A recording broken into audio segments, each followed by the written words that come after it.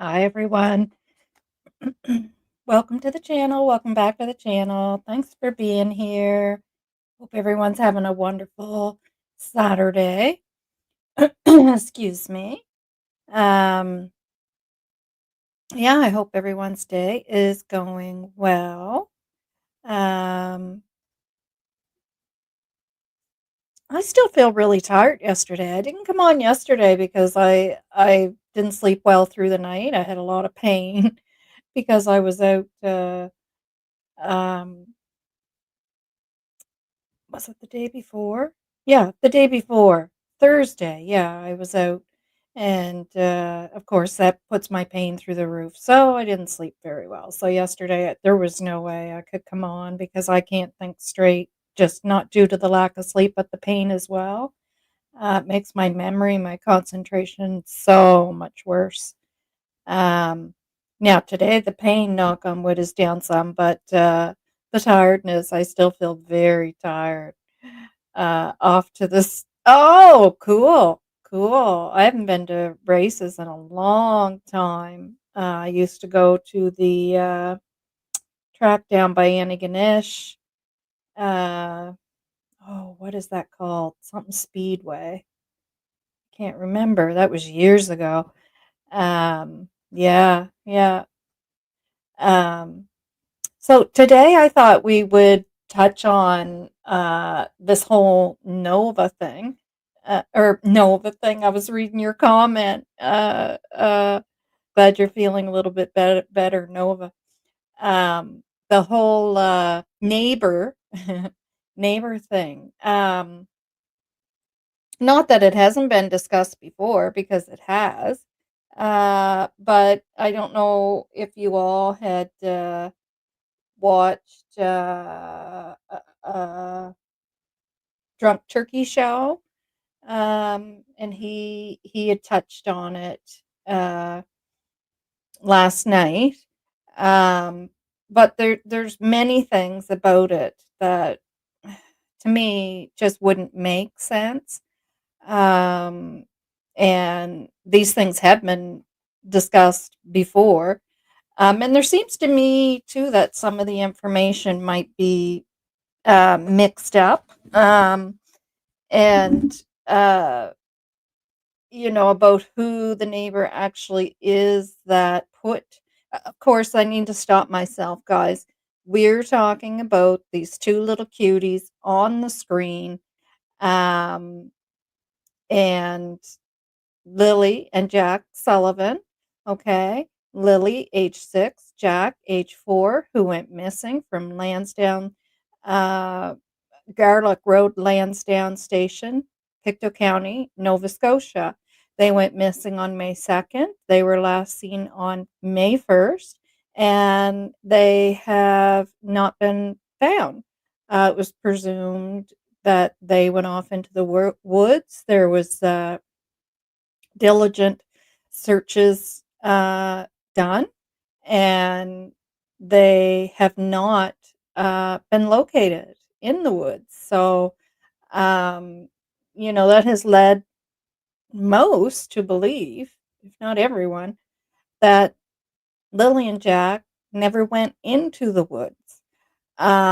So from there, speculation started. And due to some very bizarre things related to the mother, her partner, which is where the mother and these two babies lived with their mother, and also her partner's mother, who also resided on the property in the back in an RV. So we have the mother, Malaya, her partner, Daniel, and her partner's mother, Janie, all on the property with these children. Um, so we'll go from there. So, uh, just some very bizarre behavior between those three, and especially uh, Daniel and the mother. And hello to everyone who just came in. Welcome to the chat. Thank you for being here. I seriously don't even know which end up is anymore with this case. Yeah, because like I keep saying, we don't know what took place here. We really don't know. We don't know. But I've always said, what I do know is the behavior of those three on the property has been very bizarre. And why? Why? What does that mean? But it certainly makes you suspicious, and it makes you want to try to figure out why and what took place here. What did take place? These two children just did not vanish. Riverside Speedway, thank you. James River. Yep, that's right. Donna, thank you. Uh, yeah. We can't let this become a mockery. Exactly. Jack and Lily deserve better. Yeah. Yeah. And I feel the need to keep that it's important to keep information straight. Keep the information straight and accurate. So, do I know that Janie, Daniel, Malaya, or one of them, or all three of them, or two of them, um, have done something to Lily and Jack? No, no, we don't. I don't, and I don't think anyone else does either. But what I do know, it is 100% fact that their behavior has been bizarre. There's things that have taken place that are very bizarre. And, of two big things with Daniel is the whole blanket situation and then the whole sweater situation. Um, and that's only two out of the many, many, many, many, many things. And that is a fact. That's fact. Um, and uh and I feel the need to keep, when other things can start to lead people to believe that something's fact. So, is it fact that the neighbor that's being spoke of, that has, that the Daniel and his mother have an issue with? that that is the person who called in the tip? Not that I'm aware. I'm when did that become a fact? That that is the individual who called in the tip, because as far as I'm aware, and what was stated in the article, which the reporter who wrote the article spoke to that witness, it was stated that that individual is anonymous. That neighbor is anonymous. They've asked to remain anonymous. So where did it ever come about that um, this neighbor is the individual that Janie and Daniel have this issue with? So right off the bat, that's one thing that needs to be sorted out. That uh, we don't know who that neighbor is, and I highly doubt from the sounds of where that neighbor lives that has that Daniel and Janie have an issue with, that it is the neighbor who called in the tip about hearing a car through the night, uh, 6 times coming and going, because um, that other neighbor wouldn't be able to hear that, for one. Um, so right away, that would be like, well, how would you even hear that if you live down the road and down another road? Um, but that neighbor has asked to be kept anonymous. So why all of a sudden it's being said that that's who that the neighbor is? That's I don't know where the evidence of that is. I don't know how that became a fact, but I'm not going there because the neighbor is anonymous. I'm not clumping those two things together as being the same person, because it's that's I don't know where that came from. So I think that needs to be straightened out right off the hop. Um, yeah. So we'll just go back and look at some uh awesome topic today. Let's gather all neighbor facts and hash this out together. Yeah, I agree. And make sure that that it is based on facts and evidence, because right off the bat right there, let's check that off as not a fact. That's not a fact. And the only people that know who that neighbor is RCMP and the neighbor themselves, and the reporter who spoke with that neighbor. Um, and she sure as heck is not putting that neighbor's name out there. She's already made that clear. Um, no, they weren't abducted by aliens. Exactly. Hi, Lindsay. The longer this goes on, the more I see the same people uh, where we are Lily and Jack's voices. Yes, exactly. Exactly. Um, yeah. How can we be sure that all tips are from the same? Exactly. They're not. They're not. So that needs to be, they're not. Like, we don't know who it is. So to say that this is the same neighbor that did this and the same neighbor did that and the same neighbor that called in the tip. Well, where did that ever come about?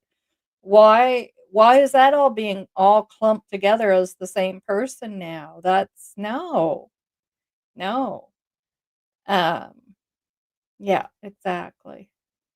The neighbor is the same neighbor that didn't allow the police to search his property. He is the same neighbor who said he didn't even know children. But Mariska, can you tell me where that became a fact?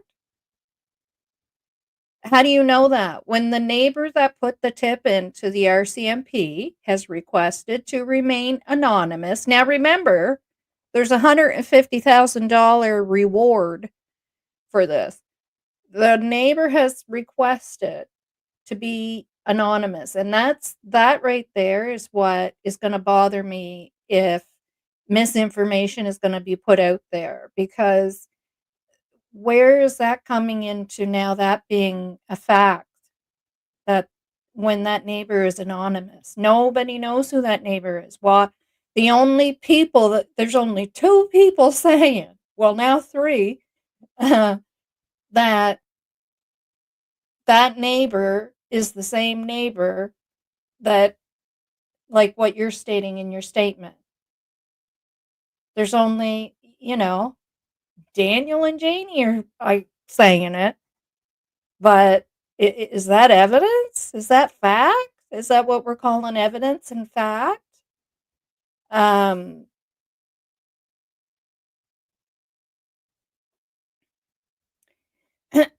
no, they're not. Yeah, it's not. Yeah.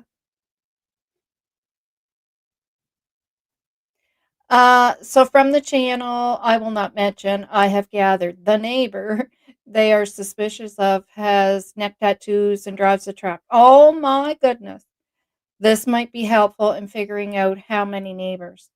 Um, but to me, that's not relevant. What's relevant is that the neighbor who put the tip in about hearing a car is has asked to remain anonymous. Okay? So now for it to be said, so if I just come on here today and said, no, by the way, the neighbor that put that anonymous tip in is the same neighbor that, uh, uh, said there was a party there and said they didn't know kids were living there and, blah, blah, blah. Wouldn't you want to know, well, how do you know that? Like, how do you know that? Did the police tell you that? Like, where are you getting that information? Because you can't just say that. You can't just say that. That's not so. It's not so just because Daniel and Janie are saying it's so. And I'm not saying that they're making a lie up to make this person look guilty or whatever. They may truly believe that in their heads for some reason, right? Because they're having a bickering match with this person. They obviously don't get along, or and this person was stealing off their property too, and we'll get into that. But you can't just say that. That's not a fact. That is not a fact. So that needs to stop. Uh, exactly, hearsay, until RCMP release right, or that person themselves comes out and says, "Hey, I'm the neighbor, and I'm not the same person that said all that other stuff or did all that other stuff." Uh, anyone have any recommendations for a toothache? I'm about to die, and apparently nowhere around here has Oragel. No. I don't. Even Oragel doesn't usually help for a toothache, to be honest with you. Uh, you probably have to go to Emerge because dentist is closed today on a Saturday. How many neighbors do you think they have? Well, Mariska, I live here, so I live 15 minutes away. I know how many neighbors they have. You can go on Google Maps and see how many neighbors they have. And last night, on the last night's live, it was made very clear that that person doesn't even live beside them. The person lives down the road and down another road, um, from what was said. So, uh,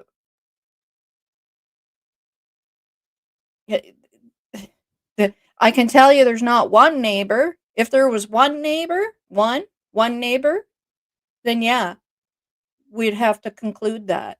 But that's not even a person that lives the 6-minute walk down the road. There's 2 houses 6 minutes down the road. Those are the 2 nearest neighbors. Okay? It's not a neighbor down the road and down another road. Um, which I don't even know if you'd call that a neighbor. It could be somebody in your neighborhood. Uh, but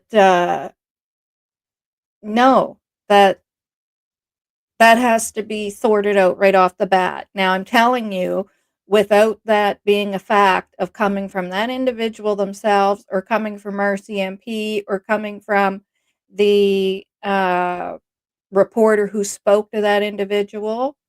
Um, you can't just willy-nilly clump that all together, that's that person, because that's who Janie and Daniel are saying.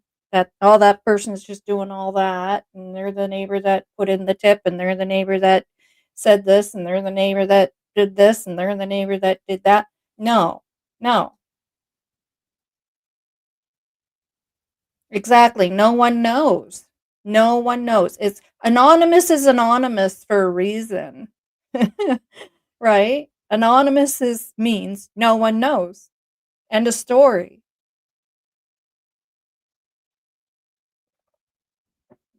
Yeah. Hi, Lisa. Welcome.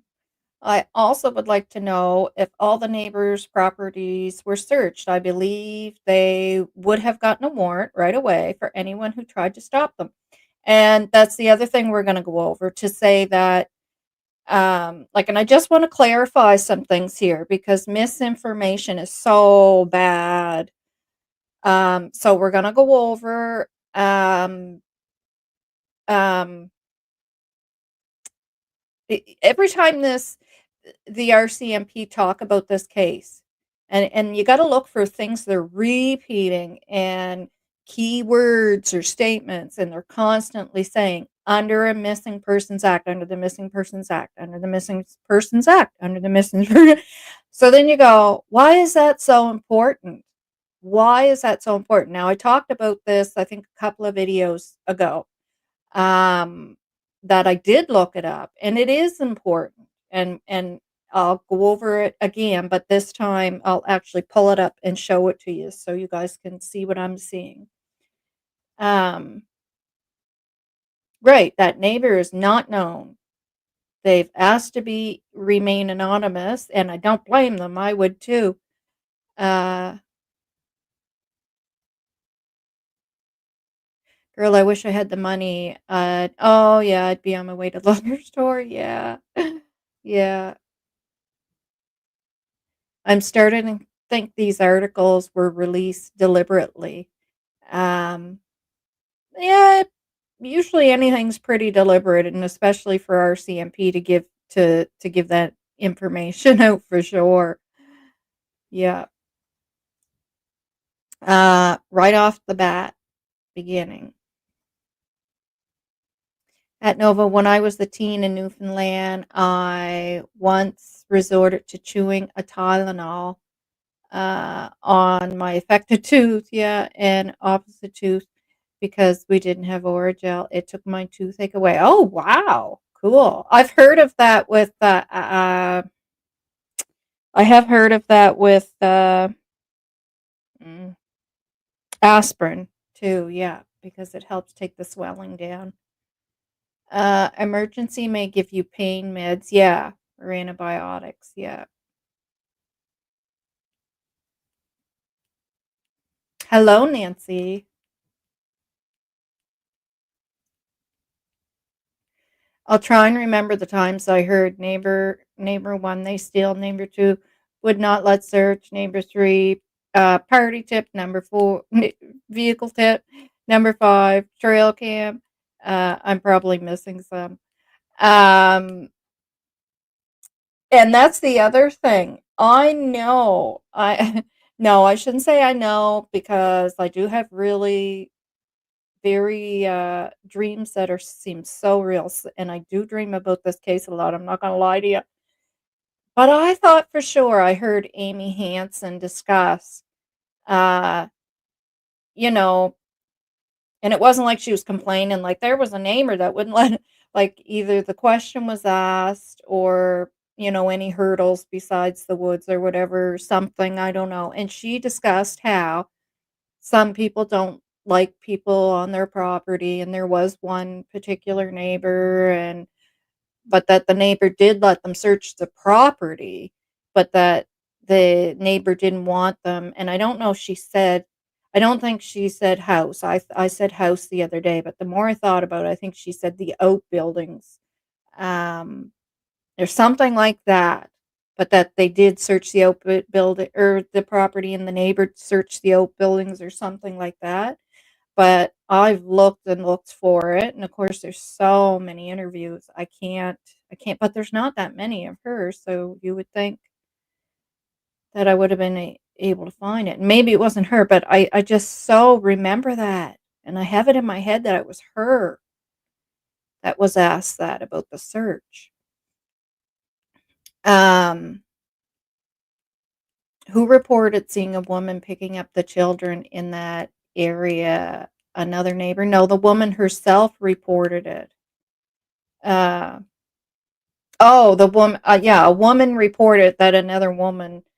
Um, that was the tip she put in on the 31st. So the kids went missing on the 2nd. 31st, she puts this tip in, and the tip is not even accurate. It doesn't describe the children. Uh, yeah, it's a bit bizarre, that tip. Uh, anyways, but even that tip was on May 31st, and then on August 22nd, RCMP stated there is no uh, anything to indicate an abduction. So that tells you how far that tip went. Um, I just chewed an ibuprofen, yes, so praying it will ease it up because that ibuprofen helps take the swelling down. Lindsay tip 5 did not know they had kids, yes.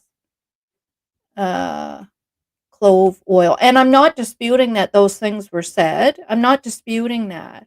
Like I read that myself, didn't know and I actually said that is the most ridiculous thing I ever heard someone say because there's kids toys all over the yard and the bus would be stopping there coming and going. So, yeah, I thought that was ridiculous. I'm not saying that. What I'm saying is to now say that the person who gave the tip about hearing a vehicle is the same person, that's not right. That's misinformation because nobody knows who that person is. You can't connect any of that together. That's just not right to do that. Uh Nova, is that reported by the RCMP or are you speculating on those searches? I don't know what you mean. Am I speculating on what about the searches? Hi, everybody new coming in. Hi, Polar and Daphne. Yes, yeah, that witness was named. I'm trying not to keep saying that poor girl's name because they should have redacted her name. My goodness.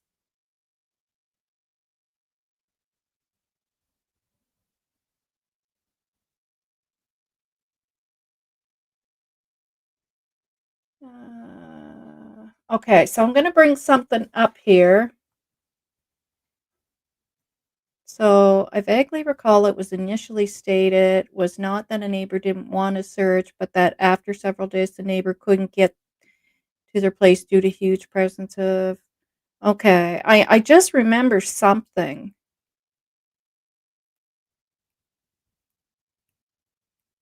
I'll never get that out of my head though. That Amy Hansen saying, I just to me it's so real, but I do have memory issues. Um, so yeah, so I just can't say for sure if that is just if it's so or not. But and I looked and looked, and I just couldn't find it. But gosh, why do I remember that? Oh well, wouldn't be the first time I have my head think of something that I got it mixed up. But okay, let's go over to this. Actually, all I have to do is take the. Oops.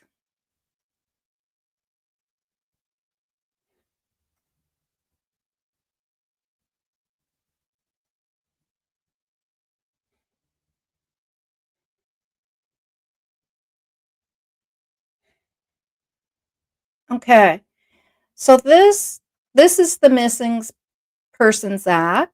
um, that I had talked about it a couple of videos ago. Again, because of how the RCMP keeps stating that this is being investigated under uh, um, the Missing Persons Act. And I know you would just think, oh, well, the kids went missing, so that'd be why. But I thought there's got to be more to why. Why, right? They keep saying that because even though major crimes took over, it's being investigated under the Missing Persons Act, and they're leading the investigation. So I thought I'm going to read the Missing Persons Act. So then I did discuss it a couple of videos ago, kind of explain what makes sense of under this act of why uh, you know investigating something major crimes investigating something, but it's under the Missing Persons Act actually makes very good sense because it actually gives you a little more leeway as to what they can do as far as gr- having warrants granted and whatnot. As long as they have done everything, they can show that they've done everything possible to locate the children, and the children have yet to be located. So they've done all those searches, and the children have still not been located, right? So now here's what this act says. Okay, so the Missing Persons Act of Nova Scotia, enacted in 2012 and amended in 2017, is a legal framework designed to, designated, to help police agencies investigate cases involving missing individuals, especially when there's no evidence of criminal activity. Here's a breakdown of what it covers. Okay. So they have no evidence of a criminal activity, okay, which doesn't mean there hasn't been any criminal activity, because obviously if somebody is taking a child and taking them into their home or whatever the case may be, that would be criminal. That would be abduction. But okay, so here's a breakdown of what it covers. Key provisions, search orders. So numero uno, police can apply to a justice for permission to enter premises and search for a missing person. Okay? So everybody get that?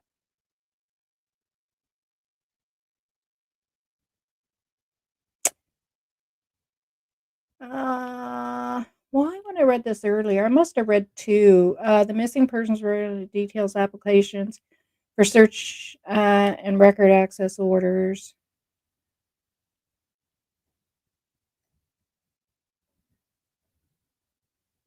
I must have read another spot that this was too, because it had said especially when it involves children. Okay, so I'm going to read it again, just so everybody understands. The Missing Persons Act, and this is of Nova Scotia because each province is can be slightly different. Enacted in 2012 and amended in 2017, is a legal framework designated to help police agencies investigate cases involving missing individuals, especially when there's no evidence of criminal activity. Here's a breakdown of what it covers. Search orders. Police can apply to a justice for permission to enter premises and search for a missing person. So understand. Record access orders allows police to access personal records such as phone and text message logs. Well, we know they did that. Bank and financial records. We know they did that. Internet and computer usage history. We know they did that. Confidentiality. Information obtained under the Act remains confidential and cannot be shared with family or spouses unless authorized. Interagency cooperation. So we know they did that. Police can share information with other law enforcement and government agencies to coordinate investigations. Legal protections. Uh, the Act respects legal privilege and outlines penalties for misuse of information. Yeah, and so another spot that I had read this, it had stated especially when involving children. Uh, yeah. So that to me, I thought that was important, especially when it's right off the bat, it's talking about the search orders. So because this person is missing, if they and and you're talking about children, police can apply to a justice for permission to enter premises and search for that missing person. So it gives them, it opens some doors for them, um, or I should say to them. Um, so, so when you're saying that, we'll know if this individual, whoever it was, who wouldn't let them search the house because I don't know who it was, um, uh, that didn't want them to search the house. Well, yes, the police certainly could go get a warrant, um, under the Missing Persons Act. I'm going to see if the Dexter government, new law to help police track down missing people, uh, Missing Persons Act.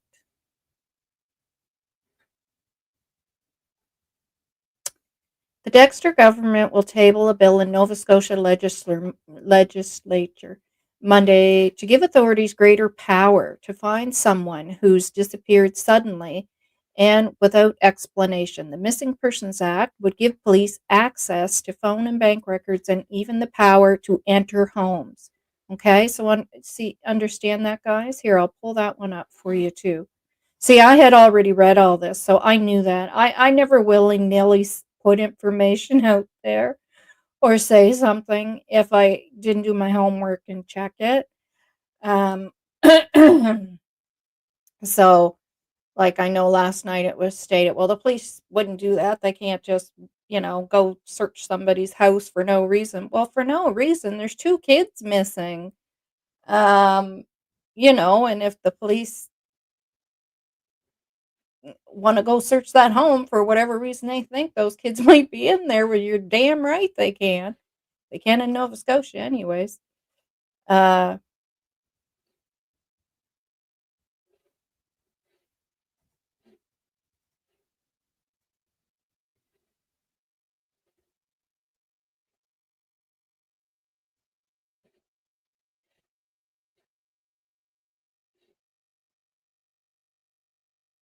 oh, how come that's coming up? It's not coming up under the same.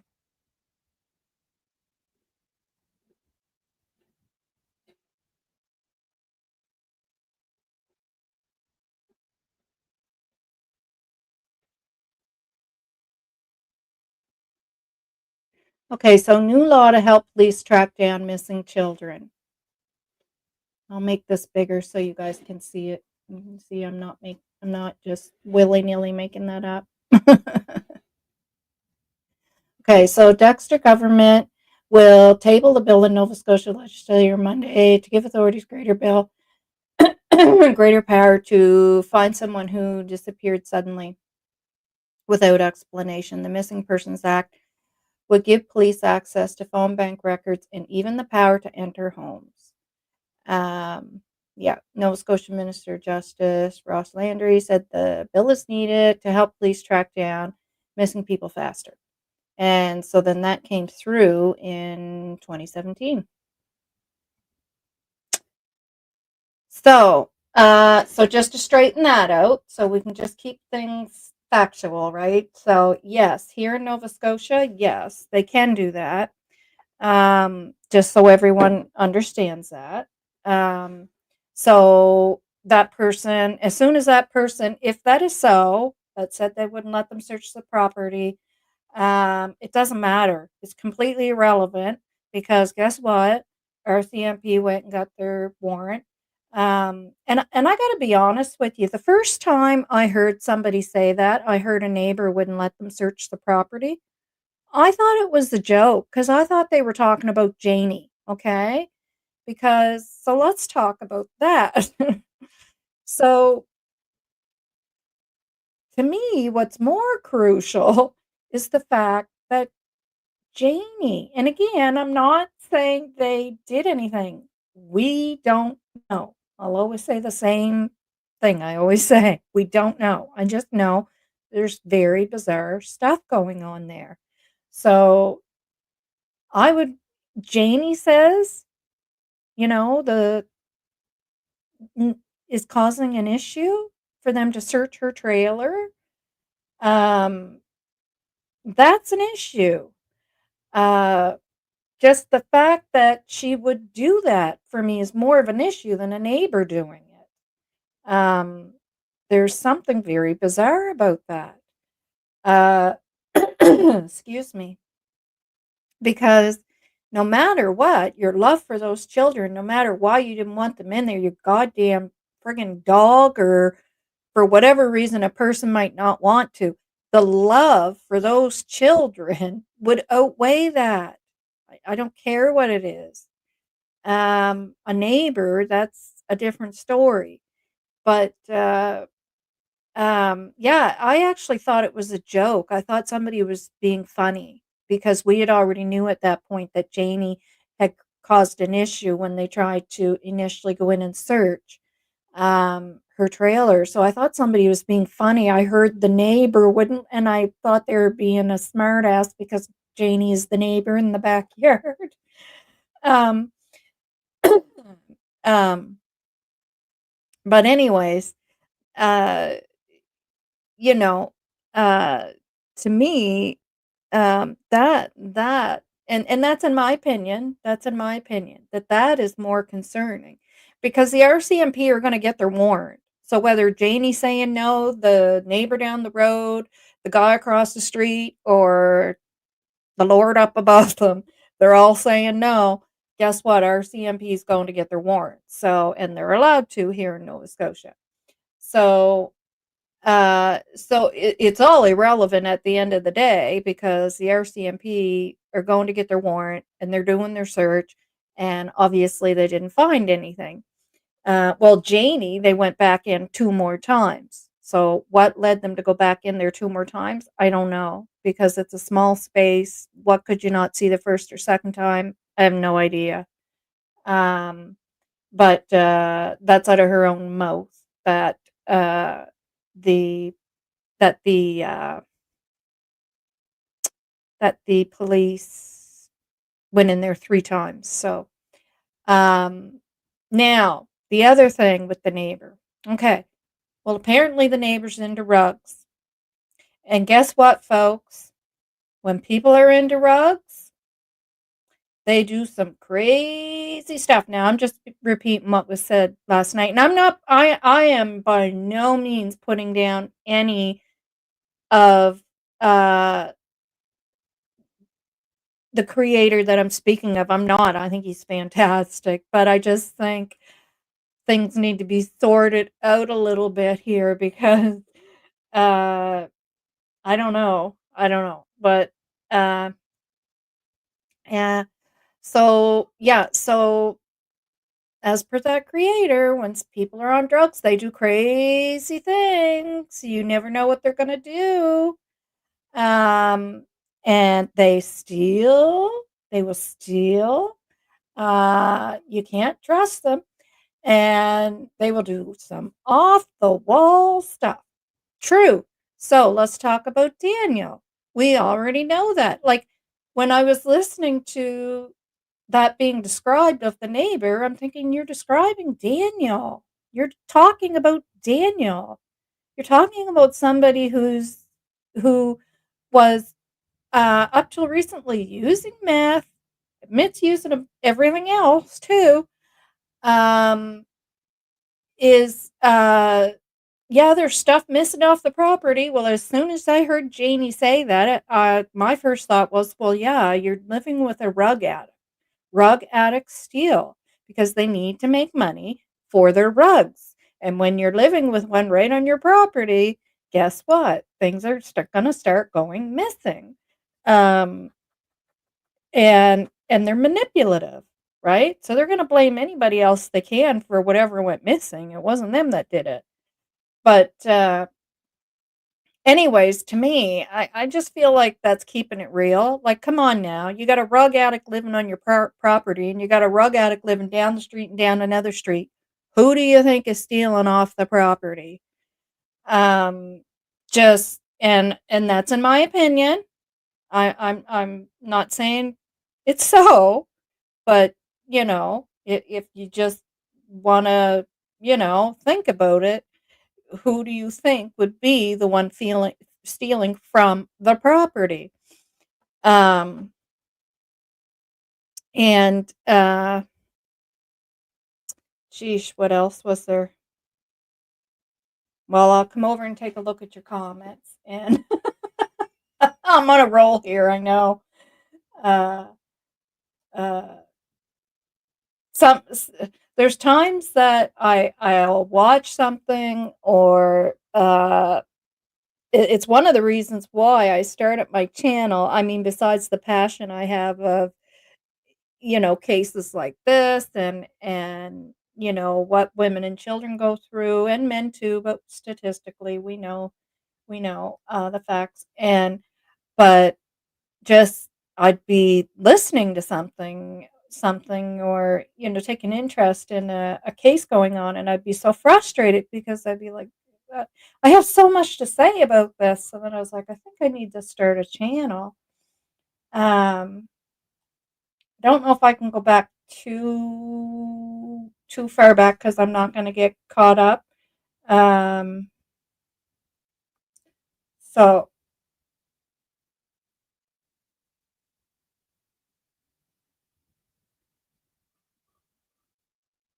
okay, so also interesting fact, the MP for Pictou County, yeah, Sean Fraser, is also the Minister of Justice and the Attorney General. This is happening in his literal backyard. Yeah, you got that right.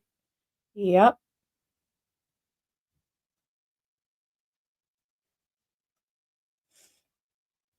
Yes, but RCMP said no abduction, so they cannot search. It's missing persons, not abduction. Missing persons.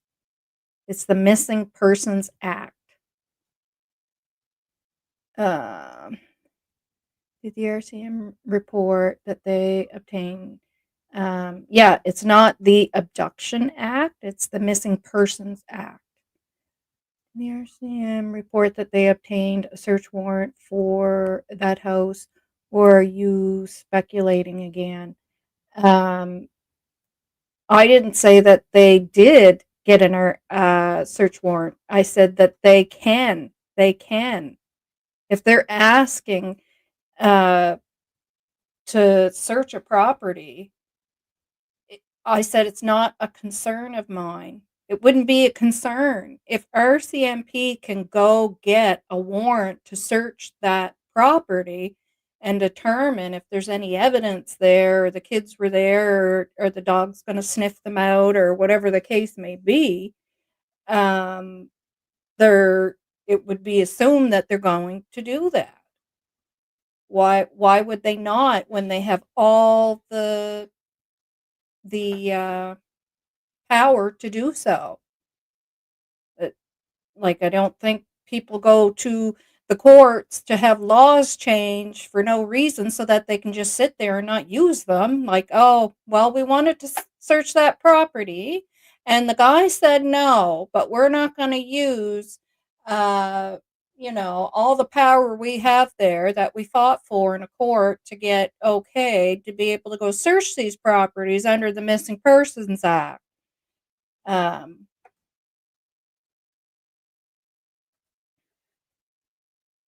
if that makes any sense to you, Mariska.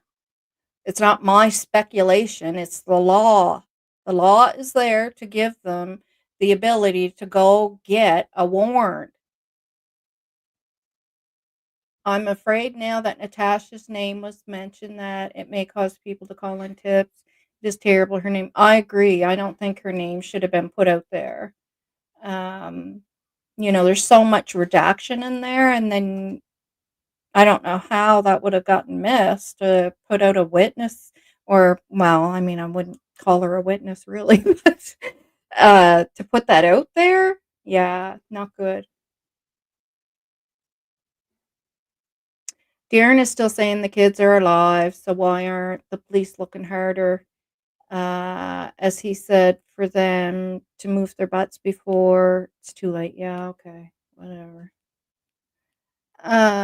Was that search bill passed in 2017? If that was the case, why didn't they search immediately Janie's RV or neighbor place? Yeah, it was in 2017 that bill was passed. Well, they still have to go get the warrant, right? They still need a warrant. It just makes the warrants available to them. So, like last night, if you watched the show last night, where the individual who used to work in law enforcement was stating, that they can't just go get a warrant for no reason. They can't just go say, I want a warrant. Well, to me, it's no reason when two kids are missing, but I understand what he's saying. Like, you know, typically you'd probably, like he was saying, you'd have to have a reason. Okay, well, look, there's Jack's boots on the property over there of that individual, right? And then they go get a warrant. Well, with that law here in Nova Scotia, the RCMP wouldn't have to do that. It gives them the ability to get that warrant no matter what, right? Um,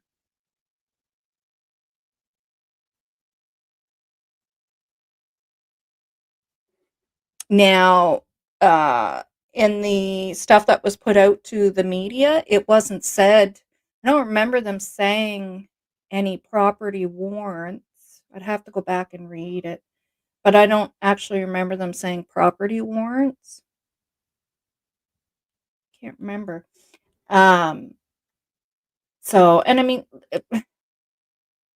typically when you have to threaten somebody with a warrant, they typically could, I mean, if the RCMP were to say to somebody, well, gonna have to go get a warrant and it will be granted under the Missing Persons Act, uh, it's a hands down. That person knows a warrant's coming. They're probably, you would think, are gonna let them. And um, unless they're stalling for time, and while they go get the warrant, they can go hide their dope or whatever. uh, but yeah. Hey Nova, how far is the toll road they spoke about to the Dollarama? Because it looks like Malaya and Daniel didn't take that route on Malaya's maps. What toll road? Are you talking about? Are you talking about Cobequid Pass? That toll? That's not even near here. That's two totally different places. That is like away, away, away from here. It's not even in the county. It's like way, way, way, way.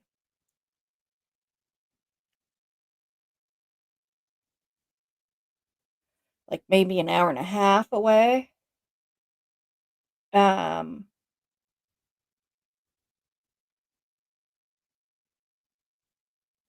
maybe about that.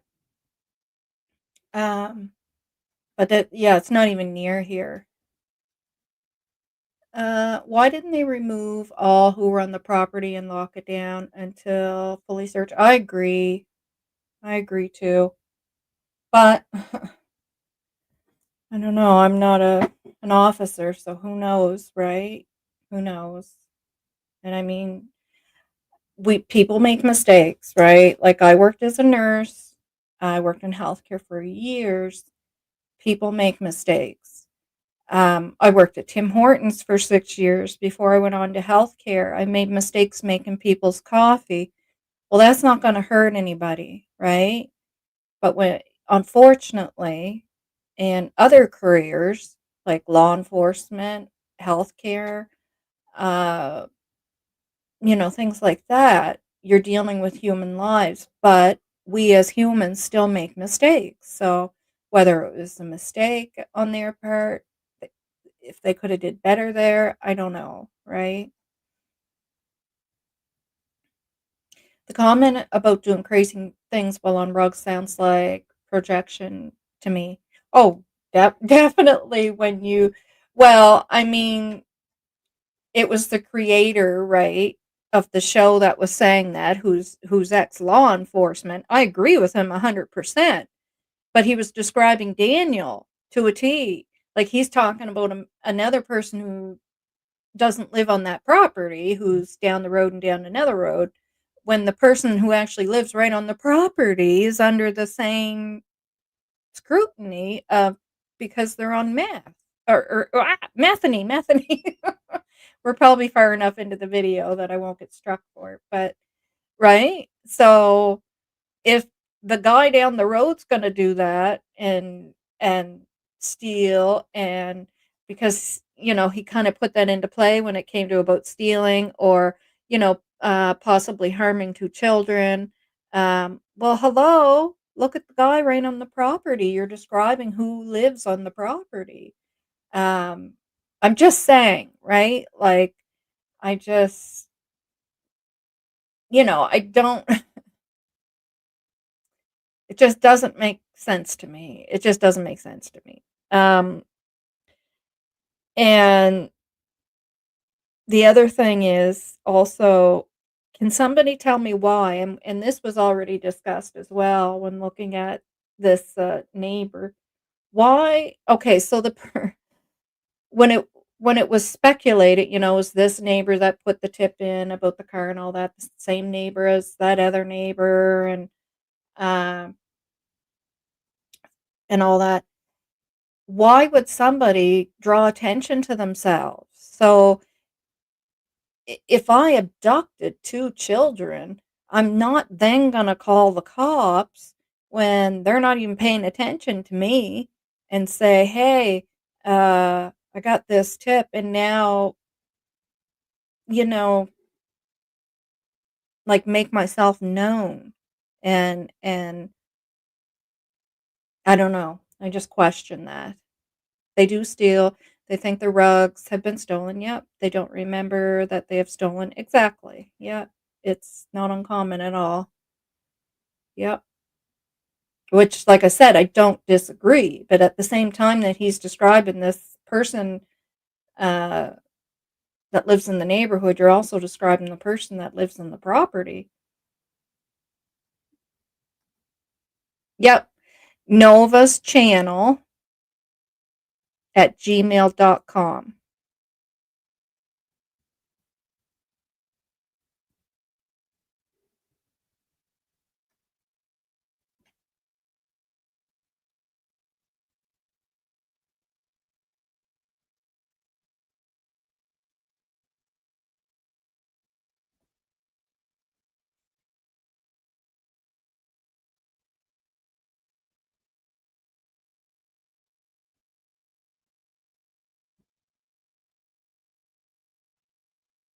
Yeah, I have a bit of a,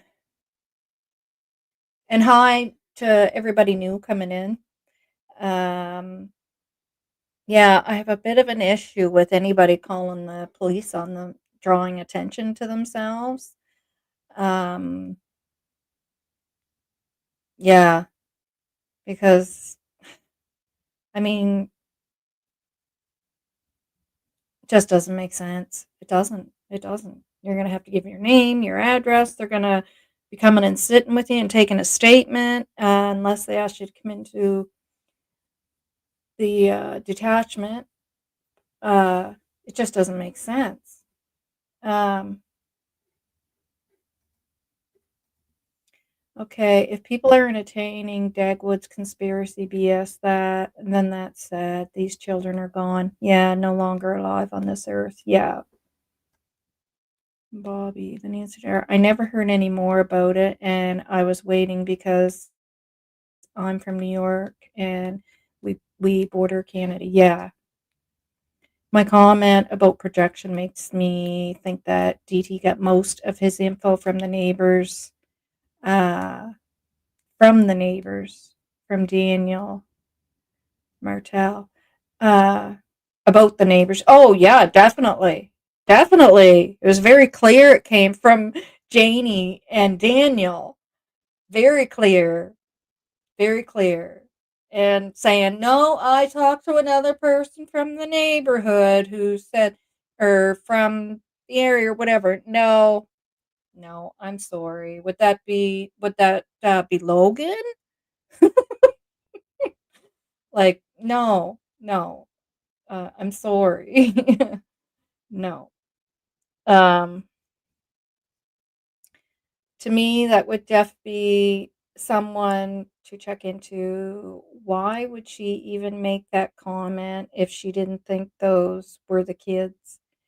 Um, but they must have looked into it though, because on August 22nd, they said that there's no evidence of an abduction, and they've never put an Amber Alert out. So, uh, I don't know. Like, I don't know. Kind of confusing, isn't it?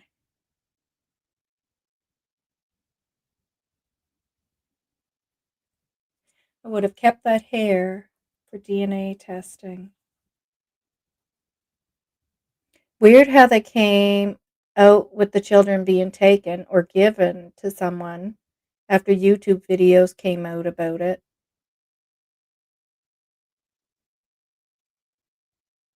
Weird how they came out with the children being taken or given to someone after YouTube videos came out about it.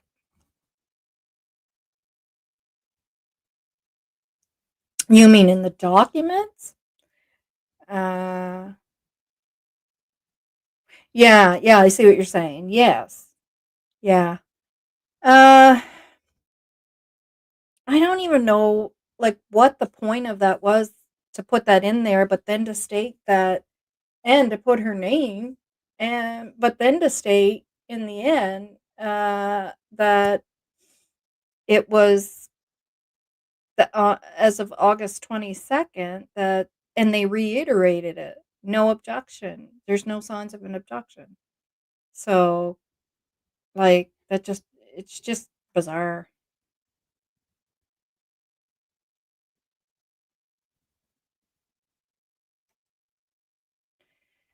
Uh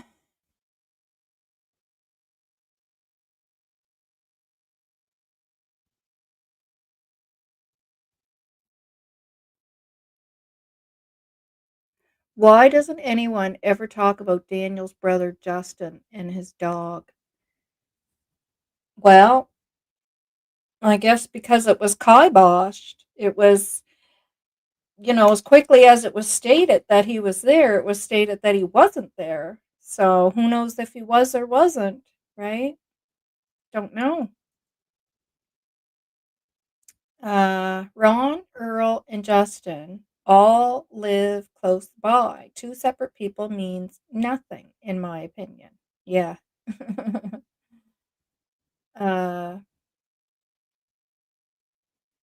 Remember there was a caller on Dolly's right before Deerwood came out saying they knew Justin and he was certain he lived with Janie. Then quickly changed when Dolly said, I thought he didn't. Yeah, I know. Yeah. Yeah. That's always been up in the air, whether that's been so or not. Uh, yeah.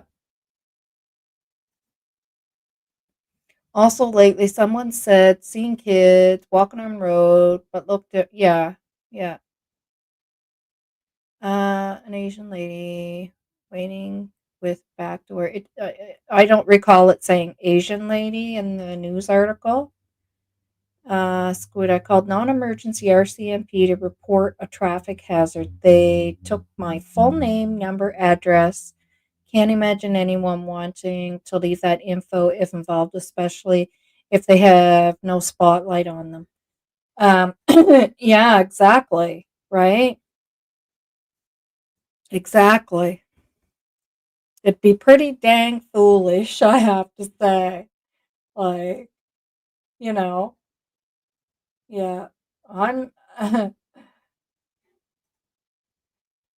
is it possible they sell the kids because D and M have some issues with money? Well, I don't know. I would hope that nobody would ever do that with their children, but I don't know. It's not a thought that my mind has ever gone to think that.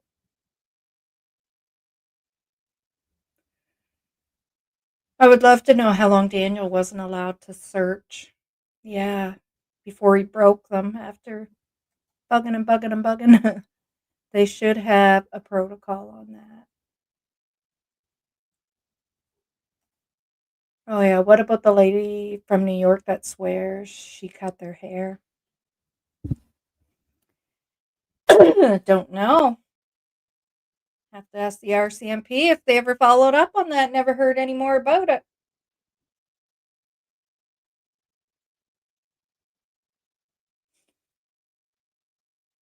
I never really thought of it as much of a tip myself, but who knows, right? Who knows?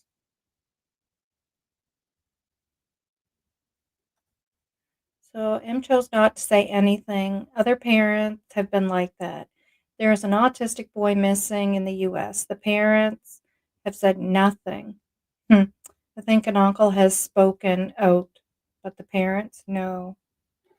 It's sad, eh? It's so sad. All the missing kids and unsolved.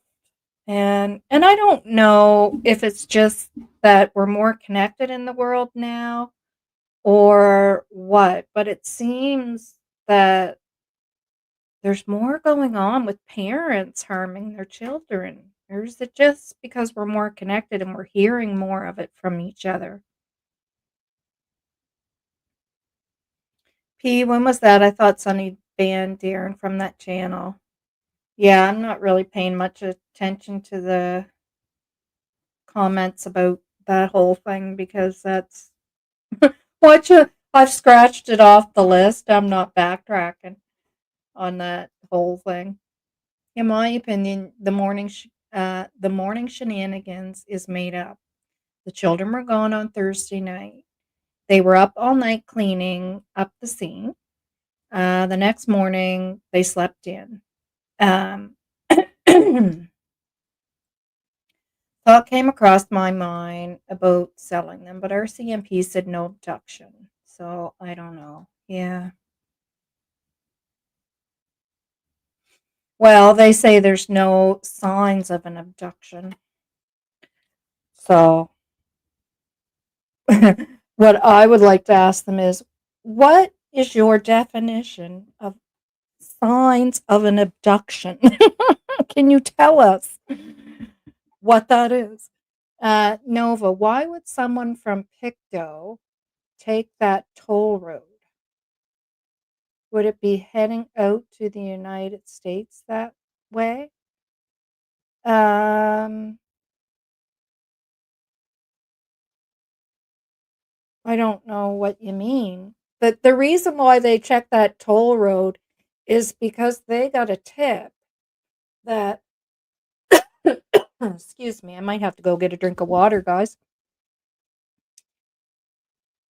The reason why they check that toll road is because they got a tip uh, from somebody saying that they thought they saw Cody in New Brunswick. Um, and they were checking to see if it was possible that he had gone to New Brunswick.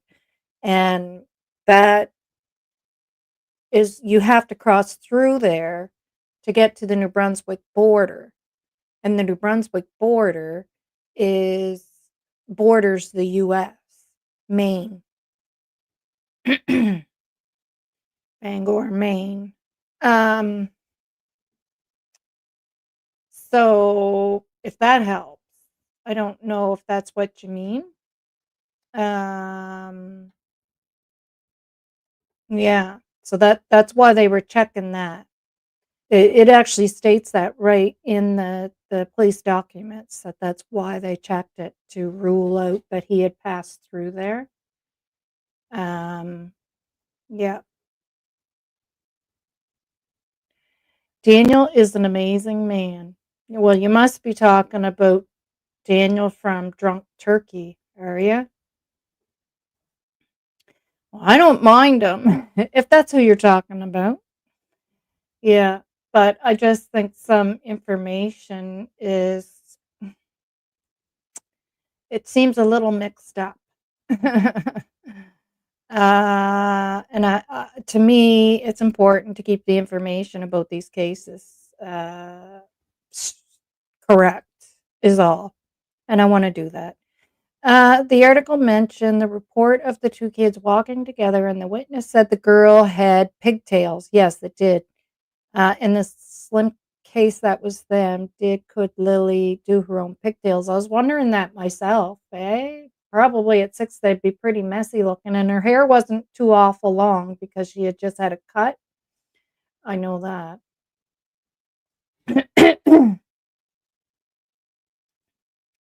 In my opinion, that tip about the 9-year-old was there because they may have specified certain tips of sightings when they asked for the information judicially. Yeah, maybe. Daphne, maybe the tip that Cody took them? Yes.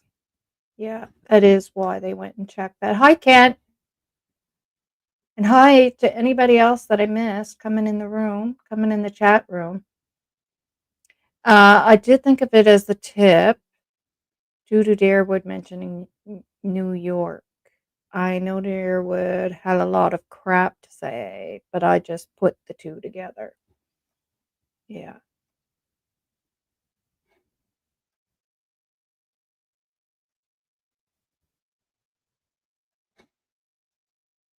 Yeah, in my opinion, these babies are in the ocean, a body of water. They were up all night driving the ATV to and from, also getting rid of the rug paraphernalia. Notice D said it. Notice Notice D said it. He'd take a rug test. Yeah, yeah, um, yeah. I always kind of wondered if they were in water too myself. Yeah.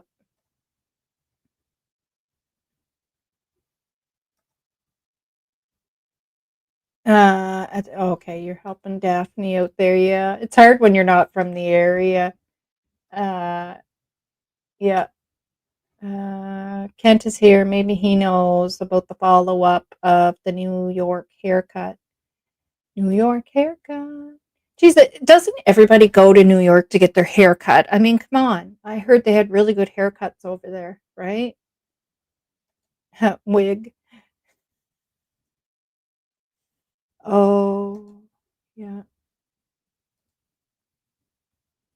Kent, you're welcome to come on with me if you want, for a little bit, if you want.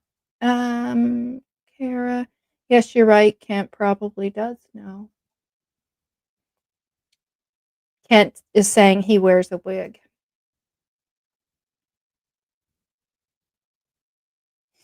Yeah. Hmm. Oh, I'm sure if they thought that tip meant anything, I'm sure they would have followed up on it, eh? Do you think? Uh, In my opinion, Daniel hasn't been here since day one. Just going over the articles and police reports, not the actual filler from Daniel and Janie messages, etc. Yeah, so that makes it difficult. It does make it difficult, um, right? And, and that's why, like, you have to be careful in what you're saying because, like I said, to clump that all together and say that, the anonymous person that put that tip in, who's anonymous and none of us know who it is, well, that's the same person who, Jamie and Daniel claim are stealing off the property. He's on rugs. He's done prison time. I think he's done prison time. I'm not sure though. That's not. I don't have the facts on that. You shouldn't be saying anything unless you have the facts, and it shouldn't be called evidence unless it's actually evidence, because Daniel and Janie saying it is not evidence. Um, so I don't know. I just want this case to stay on track. Um, and I mean, I think speculation is okay. I have nothing wrong with speculation, but you can't make something evidence and factual uh, to, to make that good speculation or, do you know what I'm saying? Like, I don't think it's fair to say that anonymous person that put in the tip about the car is that same neighbor uh, that Janie and Daniel don't get along with, and then say that that person did prison time when you don't have the evidence or the facts of that. Um, yeah, like I just, if you're going to put that stuff out there, it actually has to be evidence and facts, right? Fact based, not, yeah, yeah. And like I said, wouldn't allow them to look on the property, but now I just explained to you guys and showed you the evidence. That's evidence that RCMP can get a warrant if they want to get a warrant to search that property. That they can quite easily go do that. Not a problem. Um, yeah. So, or uh, that guy's on rugs and people on rugs do crazy stuff. Well, yeah. So is the person right on the property living with the kids. That's probably more annoyed by them when they're making noise when he's on his rugs. To slip and do something to harm them. And again, not saying that's so because we don't know, and I'll always say that we don't know. But there's certain things that, of course, make you speculate. But anyways, I don't think it's right to uh,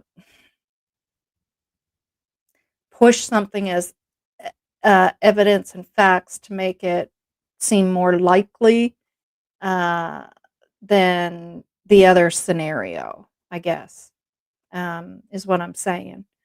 And in my opinion, the scenario of what's taking place on the property is more likely. Not saying it did because we don't know, but I feel it's more likely. Yeah. No, I know you don't wear a wig. I was bugging you.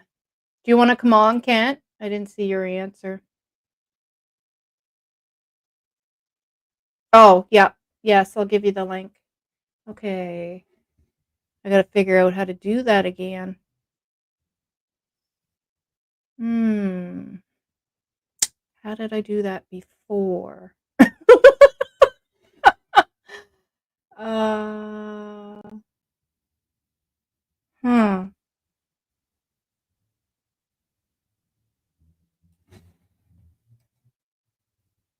Invite a guest. Oh, there it is.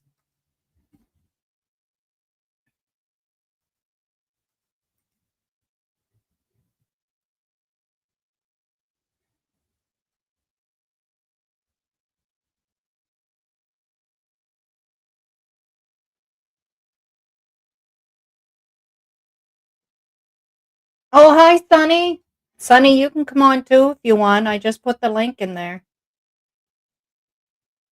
And hi to everybody else that came in that I missed. I'm way, way, way behind. But I know you guys will help each other answer your questions and stuff. Um,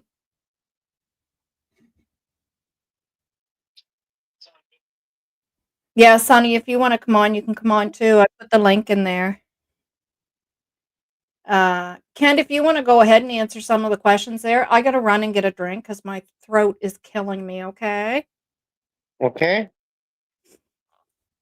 I know they're asking So, questions. They wanna know if you heard anything about the haircut thing.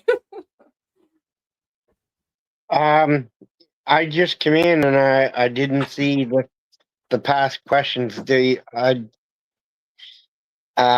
I heard just talking about the tip that the Natasha lady had called in, and then Nova was saying about the pigtails. Well, that's where we all know that somebody that early in the morning, or Lily herself, um, isn't going to take time to make pigtails on their way out. So I'm just saying that if that tip was credible, um, it would probably be a wig. So just scrolling down to see what else is here. So yeah, if you have any other questions that I might be able to answer, because like I say, I only know as much as what most of you guys do, because that's when I started following the case, was, and this true crime stuff was when it happened in my own backyard. Basically, it's 20 minutes from me.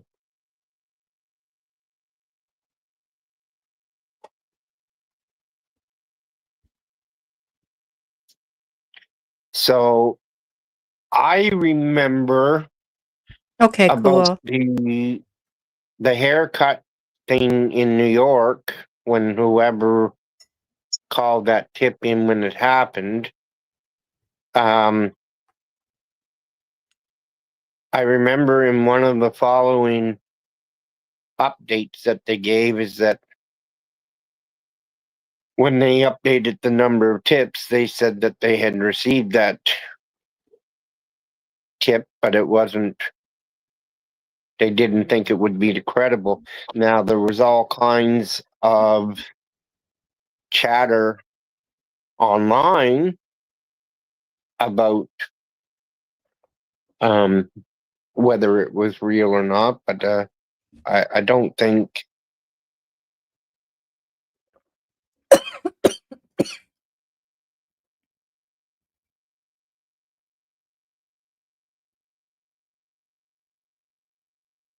You still there?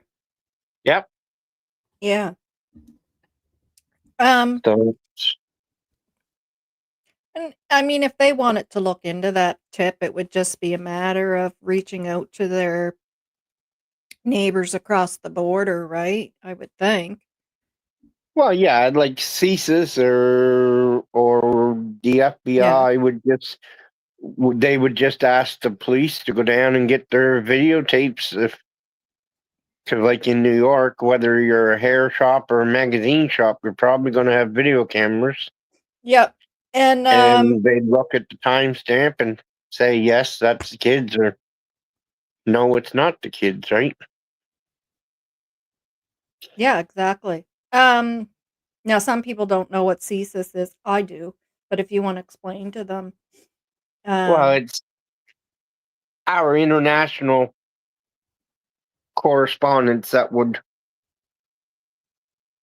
coordinate any private or cooperation with international resources. yeah, yeah, a lot of people, even in Canada, don't know that CSIS exists. um, uh, Sonny, I don't know if you got to watch this whole thing, but if you go back to near the beginning, you'll see me reading something from the internet, and it explains about retrieving warrants under the Missing Persons Act, which is what Major Crimes has stated over and over they're investigating this under the Missing Persons Act, because under the Missing Persons Act, it actually gives them the ability to search properties. There doesn't have to be a cause. Well, I mean, not Well, that two missing children isn't a cause, but you know what I'm that, saying. and as I was also talking to Daniel with um, Drunken Turkey, Yeah. there would be enough cause with that neighbor, and I'm not sure if the neighbor in question is the neighbor or if But he just lives there, right. because there's two brothers with the same last name. They get different first names, but they both have the same last name. And if you know their name, punch it into Google. It'll bring up, like, they're multiple times over charged with break and enters and theft of, and possession of stolen property. Yeah. So It and I if don't disbelieve that. What I don't like is now that we've gone from that to stating that this is where the tip came from the 5-speed car. How did that ever come about? That person who gave that report is anonymous. Like, why is it well, why yes, but no, but like um it's the same as when you know that black house that you said uh was a 3.5 or 4 minute walk away, 6? It's a or 6-minute 6 minutes. walk. Yeah. That house is vacant. Okay. That's the vacant house. Now this is what I'm finding out. That black house, as Sonny had shown in the pictures, that house is vacant. So Okay. that's the closest neighbor on that main 289 highway to Daniel in Yeah. that direction.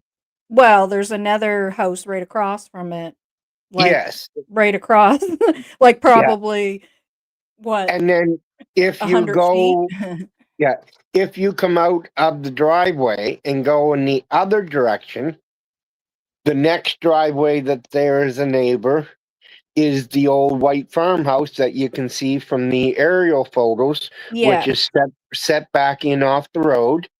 And that's the neighbor that those people don't live here. They Mhm. only come home a couple times during the summer. So Yep. if you eliminate that house, is the black house is vacant, the white house is the old farmhouse that people come. Well, then the next closest neighbor would be the two houses that are the first two houses in on the dirt road just past Daniels. The Well, first house, no, the I next don't know who closest it is. neighbor would be the house right beside the black one. Yeah, but I mean, like, as far as distance, you go back, and that little dirt road that goes into the left off the 289, there's more than two houses, but there's two houses as soon as you turn in that road. Yeah. And I don't know who the first house is, but the second house, that's where Daniel and Janie are both saying that the neighbor that made the accusation about their drug party was at. Now, But they're also stating that the same neighbor that made the accusation about, and like I say, we have nothing to prove or confirm this right. other than their word, because there's been nothing, there's nothing to, like, all we know is that the tips were called in, and the RCMP said that they received those tips, but we don't have anything to say in which house the tip came from. Right. So And whether it's the neighbor that's in that dirt road, or like you say, the one that's down and across the road on a little bit of an angle from the right. black house. Because I pointed that white house out too beside the black house because they're just as close as I mean, they're right beside each other. There's only a road in between them. Yeah. Um, so the distance is pretty much the same. Um, Exactly. Yep. so hi Chelsea. Um, and anybody else new coming in, hi. So yeah,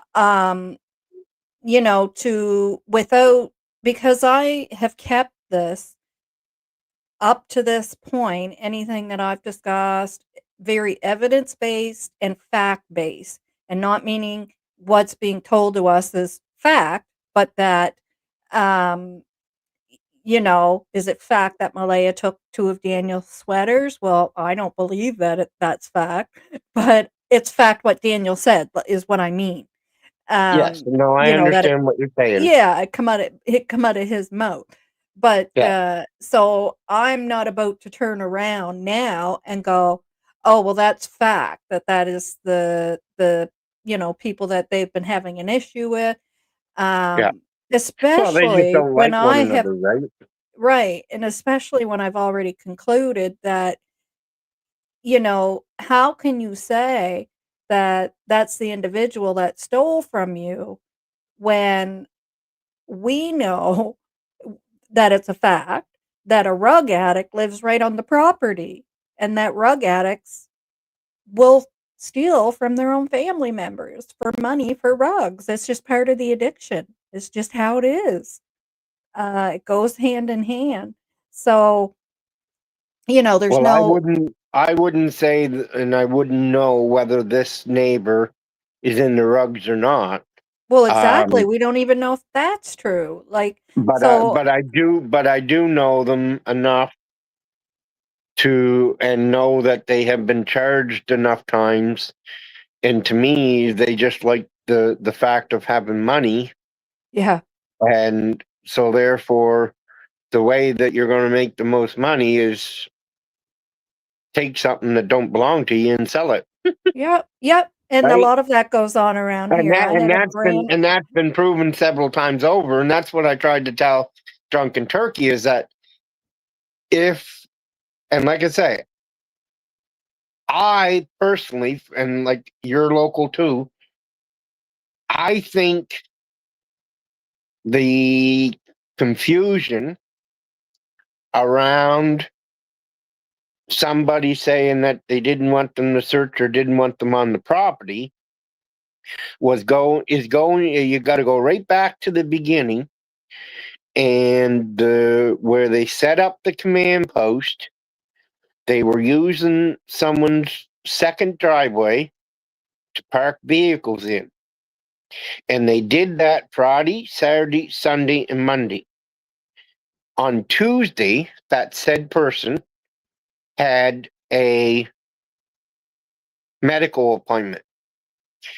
She asked that when she was going to be away from her property, if they could not block the driveways in case something happened. So that's where I never heard the RCMP in any that I can remember, and I try to pay attention pretty closely to what they say, but also to what they don't say, because mhm. that sometimes that tells us more than what they actually tell us. I think in my own mind, I think that's where the confusion came around about not searching the property or not being on the property. Because, as you stated, in missing person cases, but I think in this case, with these people having the record that they do, if they come up and said, no, you're not on our property, I think they could go and get a warrant on Oh, yeah. suspicion of stolen property. Yeah. Now, Drunken Turkey didn't think that that could happen, but But it it um, it can't it in the it can States. definitely. And mind you, this here, I'll pull that up again, that law in Canada, because it's also, in Canada, um, or sorry, I'm sorry, Nova Scotia, because each province is slightly different as well, right? So the Missing Persons Act of Nova Scotia, enacted in 2012 and amended in 2017, is a legal framework designed to help police agencies investigate cases involving missing individuals, especially when there's no evidence of criminal activity. Here's a breakdown of what it covers. And now, I mean, you hear no evidence of criminal activity. Well, obviously, when there's people missing, and especially two children, there's the possibility of criminal activity. So, police can apply to a justice for permission to enter premises and search for missing persons. Yeah. Now, if you go back to oh, uh, this missing persons the Dexter government will table the Nova Scotia legislature Monday to give authorities greater power to find someone who's disappeared suddenly without an explanation. The Missing Persons Act will give police access to phone, bank records, and even the power to enter homes. So that's a law in Nova Scotia. So I understand that's not in the States, right? Yeah. And it wasn't here until because that's it didn't actually go through until 2017. So Yeah. yeah, so as soon as they say no, not searching here, at the end of the day, it's not really a concern because if RCMP are going to search, they're going to go Yeah. get their And warrant. that would only be troops on the ground as well. And if there was a delay of troops on the ground, they would just take the helicopters and drones and go over it. And look, yeah, Right? Like yeah, it's it's almost foolish to think that you're gonna stop them. And like I was part of the because I used to campaign and stuff for the NDP when Dexter and them were in and our local candidate. And that was one of the things they wanted to make that power because I think if you remember back, there was 2 or 3 major cases back around that time that people went missing with Alzheimer's. It mhm, wasn't necessarily kids, but it was elderly people that were had dementia or Alzheimer's, yep, and they wanted to have access to different people's property to go on because someone spotted their rig driving, like say on a woods road, yep. right? So I think that's what initiated the discussion around that. Daphne, you asked if that was on the dispatch audio. Um, some of that about the woman with the medical going to the medical appointment stuff. I got some of that off of dispatch audio, but I also know a couple people that live a lot closer into the area than I do, and I was talking to them, and that's what they had told me. That's why, and that's where I feel that all that confusion came from. And that's the same thing as Janie's people saying that, like last night in the Drunk Turkey show, they were saying, well, Janie, how come you didn't let the police search your camper right away? And then they were trying to say, oh, well, you wouldn't allow them to switch right away, so you had time to get rid of evidence and whatever. People, the RCMP didn't leave this scene when it got dark. Mhm. Yeah. Like there was search and rescuers and RCMP members and there for 27 or 27 24 hours a day, 7 days a week for why that initial search was going on. Yeah. Like, so to say that Janie, because she didn't, and Belinda said that the searchers searched twice and then RCMP did once, but that wasn't until Saturday or Sunday. Yeah. It doesn't really matter when they search because they weren't going to be able to sneak anything out or sneak anything off the property as far as kids go or anything like that. Yeah. Yeah, I maybe if there was agree. something that you were putting in your pocket and you were walking out and throwing it in the Yeah. woods or whatever.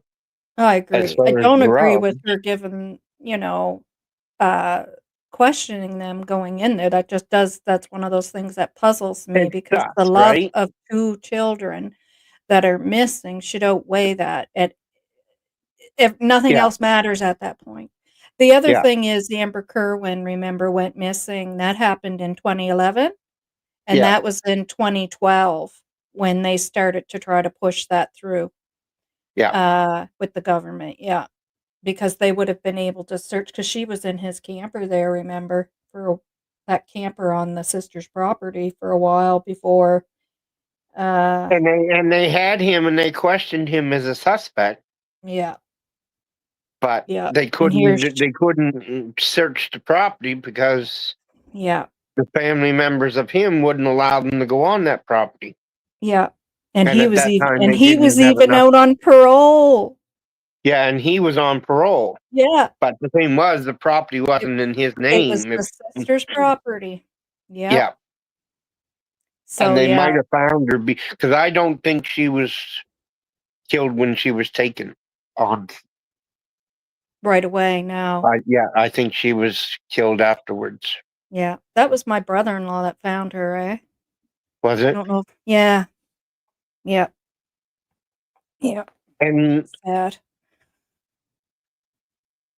So sad. yeah, but I just like it's it's too quiet. Um, like I don't know. Like I have full faith in the RCMP as of right now. I don't know how much longer that I'll have that Yeah, gift, I'm the same way. but right now I do. But I just don't understand why it's so quiet on all fronts. Like locally, like if if it wasn't for a few channels still covering this, the only time that anybody would be talking, from what I understand, is when they're sitting at Tim Hortons, because I don't go and sit at Tim Hortons. Maybe I should. I might hear more. Um, and then whenever the RCMP give an update. Because Yep, other than that, the news and or whatever you want to call it isn't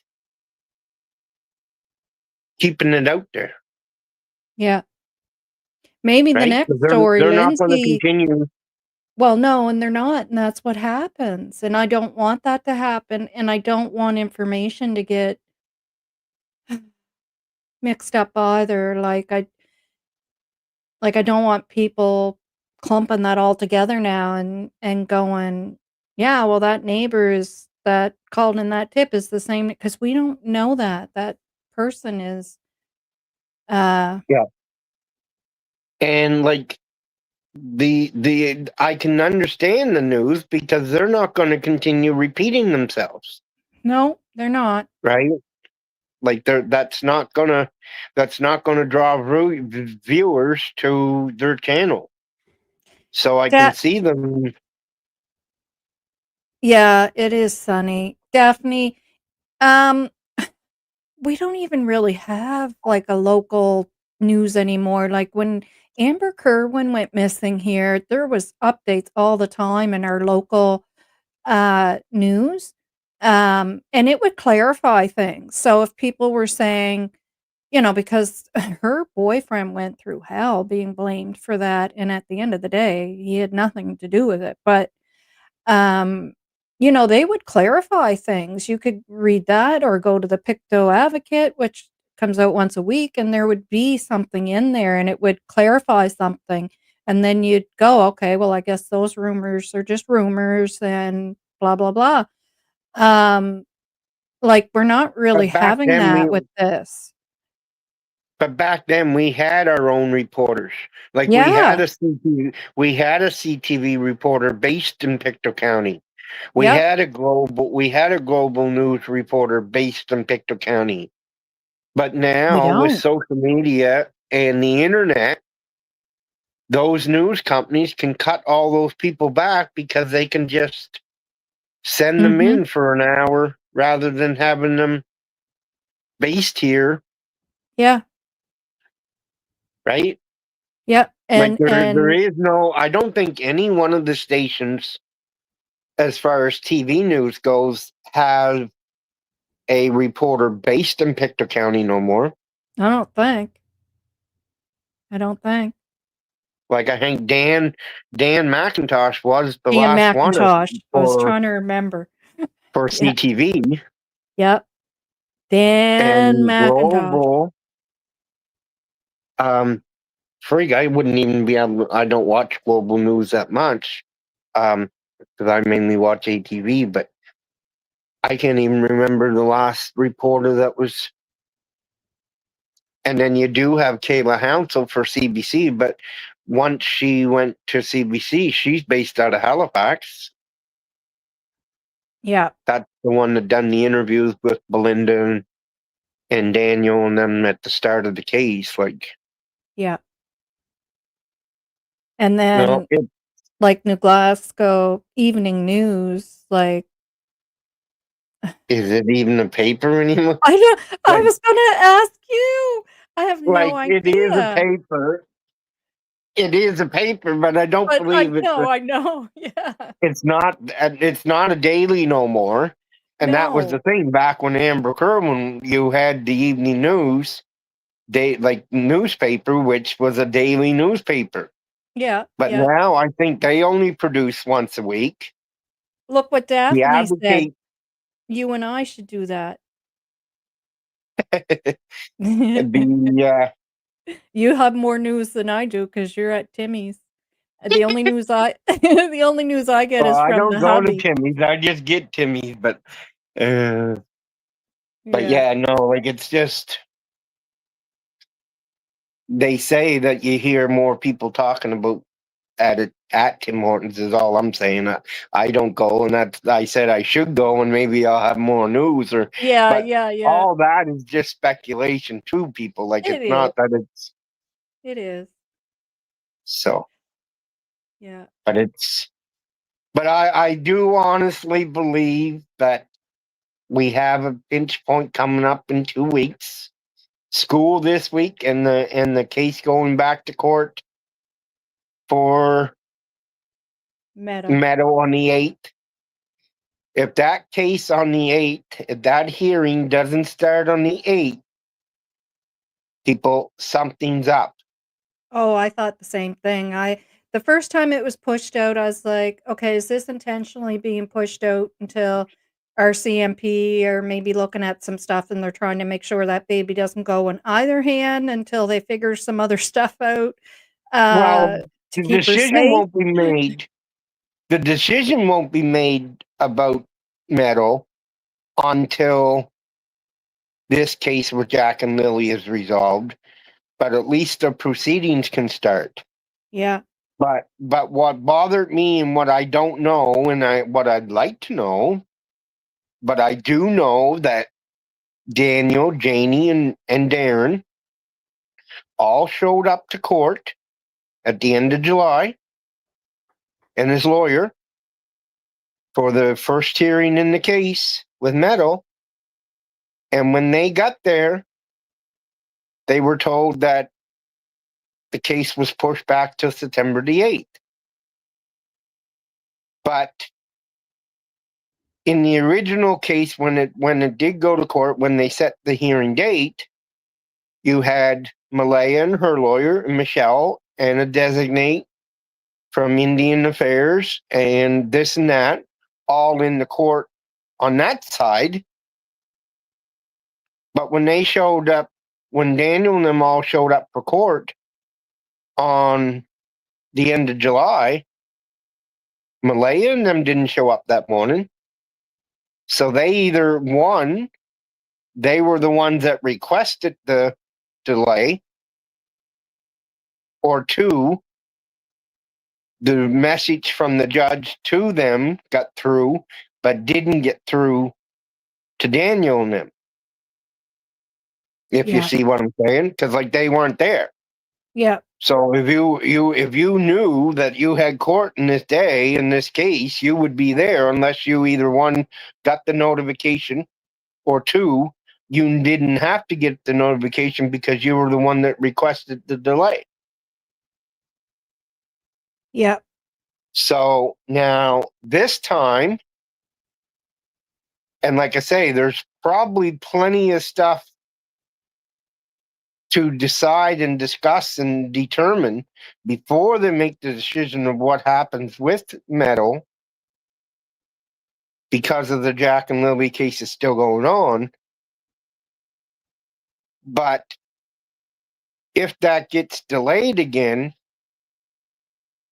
then something's up. They have Yeah, evidence of something one way or the other, I agree.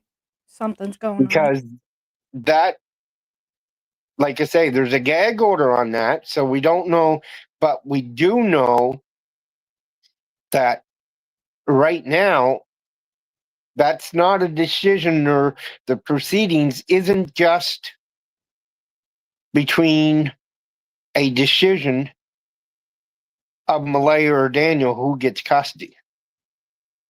Because if that was the case, then them with their lawyers would be the only ones that's there. But there was an Indian, an Indian Affairs, Michelle Glasgow, Malaya, her lawyer, and a few other people in the courtroom on one side that day. And then on the other side was Daniel and his family. Yeah. So those proceedings, whatever it is that they're discussing, those proceedings can take place without laying down a decision of who gets custody. Now, here's a question. I totally agree with everything you just said, by the way. Do you think come fall, when the leaves fall more and we have more fallen leaves, do you think they're going to go back out again? In the woods, Yeah, just to make sure. I don't see the point of it Yeah. myself. Like, and that's the same way as everybody now says, oh, well, they're in the water, they're in water. Well, unless they were in enough water to get out to the ocean by day 5 or 6 when the search ended, if they were in a river or lake or whatever, they would be spotted by now. And I say that because of how dry it is. Like our Yeah, rivers, you're right. You're right. Yes. Yes. I our keep rivers, forgetting that. the Yeah. the bodies would be exposed. Like something Yeah. that might have had 4 or 5 feet of water back in May have now got dry rock beds in many parts of them. Yeah. So the bodies could be exposed, and we all know what would happen if they were exposed. They don't have to be searching. All they would have to do is have someone driving down the highway, and they would see the vultures. And I Yeah. use that same reasoning that in the woods, if they're just lost in the woods, if they wandered off in the woods and weren't found, it don't matter how much greenery is on the trees. The heat and the dryness that we've had this summer, the vultures would be somewhere. Oh, yes. Definitely. Crows, everything else. Yeah. So in that area where they live, there's thousands of cars coming off the top of Mount Tom every day. I'm sure somebody would notice if there was a group of vultures. It's only 4 or 5 kilometers off the main highway. I'm Yeah. sure they would be spotted if they're in the woods I hate to say it, but if they're not with us and if they're in the woods, I believe they have to be buried in the woods and they have to be outside of what was already searched. Yeah. So Sunny's on with us, and she is gonna go visit her sister, so we'll let her take the floor here. No, honestly, I always wake up. Sunny from It's a Crime and Shame, guys. I always wake up at really early in the morning, like around 4 o'clock, I think, and then I start playing on my iPad, looking for things to do with the case. And Yeah. I'm trying to motivate myself because I told my sister I was going to go visit her today, so I'm I'm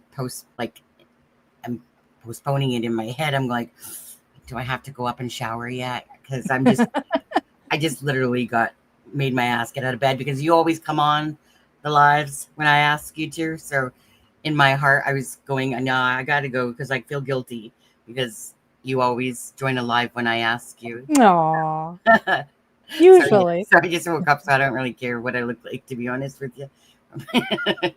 but anyways, nice to have you. I know Kent was missing me.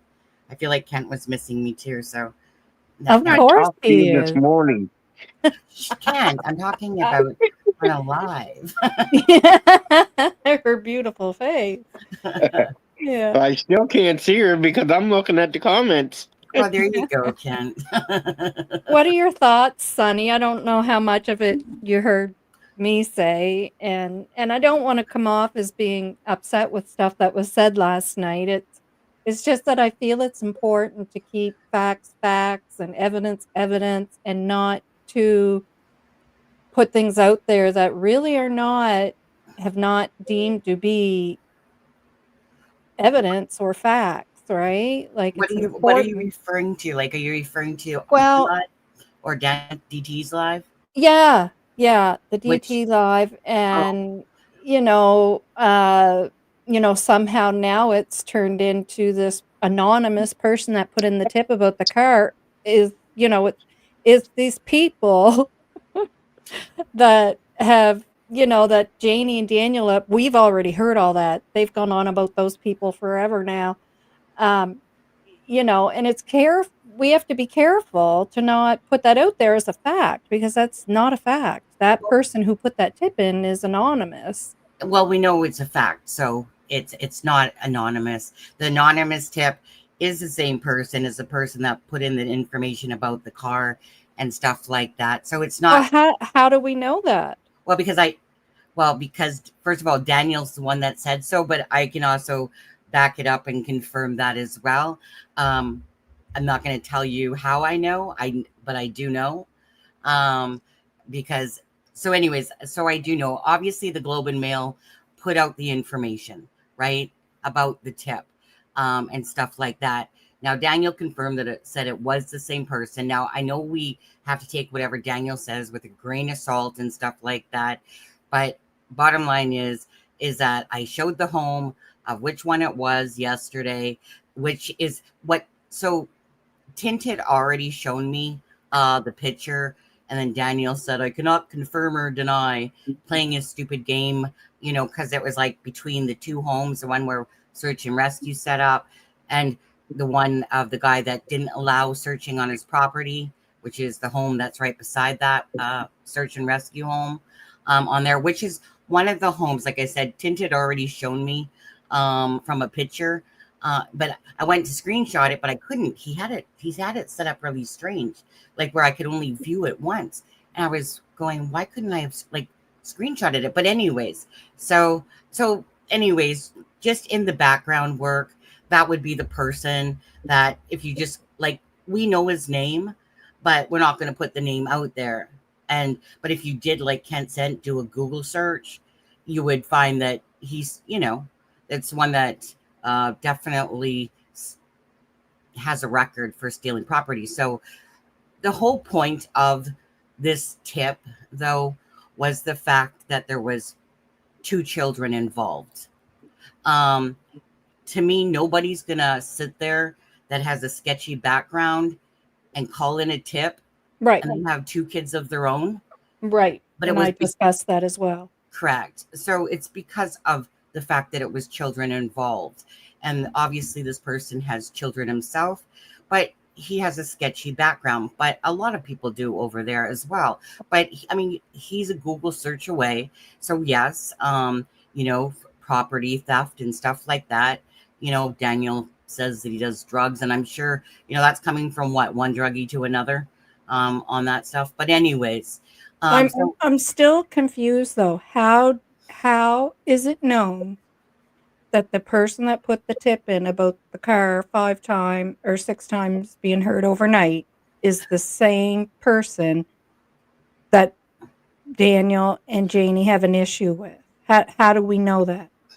only because Daniel, we have a screenshot just of Daniel saying that's the same person. Oh, okay, well, I'm not no. No, we have it. Kent, like, that's why when someone said to me in my own live yesterday, like, that's not the same person according to DT, I asked DT about that, and I was like, because, like, yeah, I mean, Kent sent me the screenshot because I remember Kent telling us that the same person, because that was a specific question I wanted to know, was that the same person as the person with the tip? So there's a screenshot that we have that literally shows Daniel telling us, or telling Kent, that it's the same person. Right, but what I'm saying is if it came from Daniel, Right. I'm not seeing that as fact. To me, that's Well, not fact. exactly. Yeah, Well, yeah.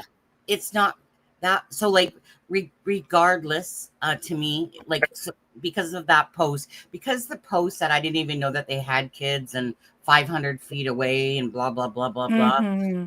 Bottom line is that it's still all I really cared about the most was the fact of, is this person legit with the approximately 6 times of a vehicle? That's actually what I cared about the most, was, is this person legit? And so regardless of a sketchy background, right, the purpose of it is that because there was kids involved, and that's why he let it be known, called in the tip, you know, knowing full well that he probably didn't let his property be searched because there's probably stolen goods on it or other things that he didn't want to be seen at the time, you know? Yeah, yeah, exactly, So and that makes sense to me. Like, I'm not under the same impression that DT is on looking at the neighbor. To me, I don't see anything about that. But hey, if that's no, no, and I don't either because, although we don't know that I can't call that fact, Daniel saying that, but even if it was, it still would mean nothing to me because you're not going to call the police on yourself. That would exactly be the well that, stupidest thing and that you could ever do. I mean, Eh that's personally my thoughts too. Right, and as far as, him not letting him search the property, um, even if he said that, it means nothing to me because I just showed you what the, law is in Nova Scotia, and if RCMP wanted to do the full Monty and search that Right, property, they're going to. That they're allowed to. right, So, it doesn't matter. right. Yeah, You yeah. know, but like I said, my thing is that I just wanted to know if the vehicle thing was accurate. You know, I've asked Lindsay multiple times, is do you believe what he is saying? Mm, And the answer was yes, right? But still, it's not fact that it's true. It's just what he's saying. exactly. Yeah, Yeah. yeah. So at this point, for me personally, there's nowhere to take this case at the moment. There's nothing. We can't believe anything that's being said by Daniel. Malay is acting to me sketchy as, F herself. Mhm. And it's at a point where if you can't believe anything that's coming out of their mouths, then, and the RCMP literally have said, at least according to those documents, that there's nothing criminal at the moment and stuff. I don't know. It's Yeah. I I just don't see it going anywhere past this point, because it's just a matter of total speculation, because unless someone ends up talking a lot more, and bringing forth information, which I would think that the families should be doing, and which I find is pathetic, because these aren't our children. They're their children and grandchildren and stuff like that, excluding Belinda.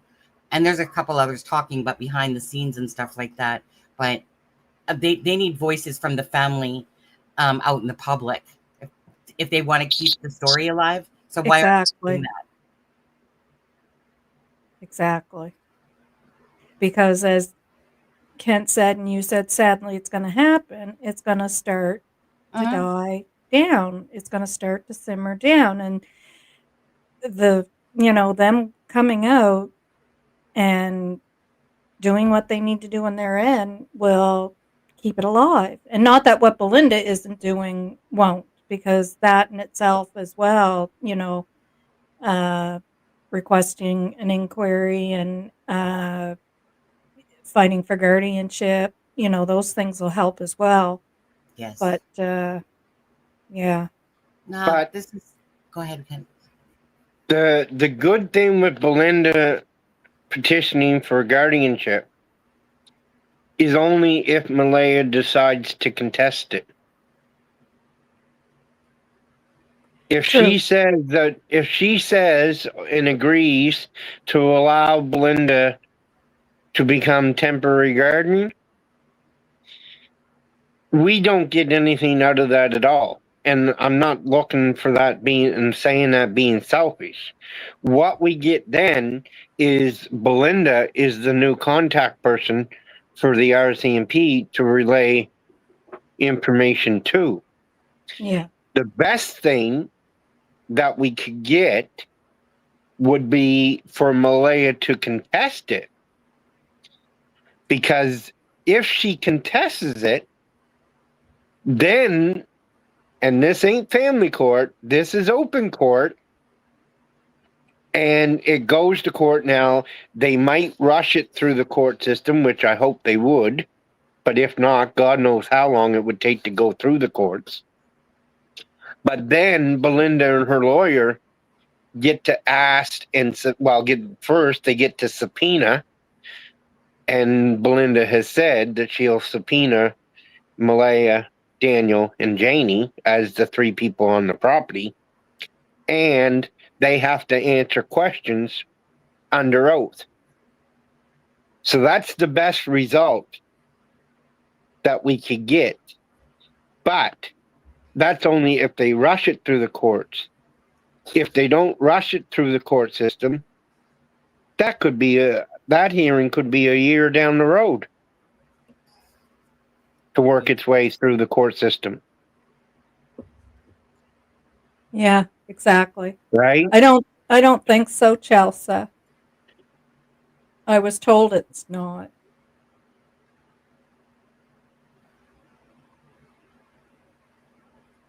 Yeah. Yeah, I think they got 30 days, don't they, to make up Malaya has 30 days to contest. Okay. I think that I'm not would sure if sound it's about 30 right. or 90. Yeah. That wouldn't Yeah. be in family court though. She's petitioning to be guardian, taking temporary guardian rights from Malaya because Malaya has full custody. And where the kids are missing, it wouldn't be a family court case. It would be in public court. Oh, really? Momo, that's the way that I've had it explained to me. Okay, well, maybe so. I don't know So enough about that if stuff. it was going to be in family court only, then that doesn't do us as public. Like I say, there's benefits to it. I'm not saying that. I don't want to offend Chelsea or Belinda or anything, but I see it. If it isn't dealt with in public court and they have to answer questions under oath, then it would be best for Malaya to contest the custody. But Rosie said, my brother's an RCMP officer and it goes to closed court. It's court. Yeah, to court it's closed. Yeah. Yeah. It may be, but I had it explained to me the other way around. But either way, if it goes to court, she still gets to ask questions under oath. And that's where they either have to tell the truth. Yeah. Because both of them, Malaya and Daniel tells us what he tells us. He tells the RCMP what he tells the RCMP. But Malaya has stated to Sonny that Daniel tells the media and us one thing, but he's telling the truth to the RCMP. So if he's telling the truth to the RCMP because she's telling the same story, well then are they both still lying to the RCMP like they are to us? Mhm. Or what? So when you're under oath and you have consequences for committing perjury, it would be I would think you're going to answer truthfully or take the fifth. Yeah. Yeah. And usually people become a little more intimidated in a courtroom or even speaking with the police officers, right? And tend to be more truthful, hopefully. Um, so, yeah. But I like how that article that came out 24 hours ago by PNI Atlantic News was taken down. Was it? Yeah. it should be. Mm-hmm. Did you read it? I did actually. What was it? What was your thoughts on that, Ken? Well, it's just creating more speculation. Yeah. Like, I What only the, read part of it. I didn't read the whole thing because I didn't think it was truthful. I didn't get to read it at all, but I know people were talking about it. Yeah, like I mean, I'm not gonna lie. I read it and then I was like, okay, a lot of this is the same stuff, and there was some other things in there, but I'm not gonna lie. It's like I remember reading it, and it was so early in the morning that I can't remember exactly what stood out. Besides, like there was some things, a couple things that were okay. The one thing I do remember that was said in that article, but I don't know that this is true. So we know that I think it was Ken. Correct me if I'm wrong. Was it Cheryl's sister that brought the child to the search, or was it Yes, Shelby?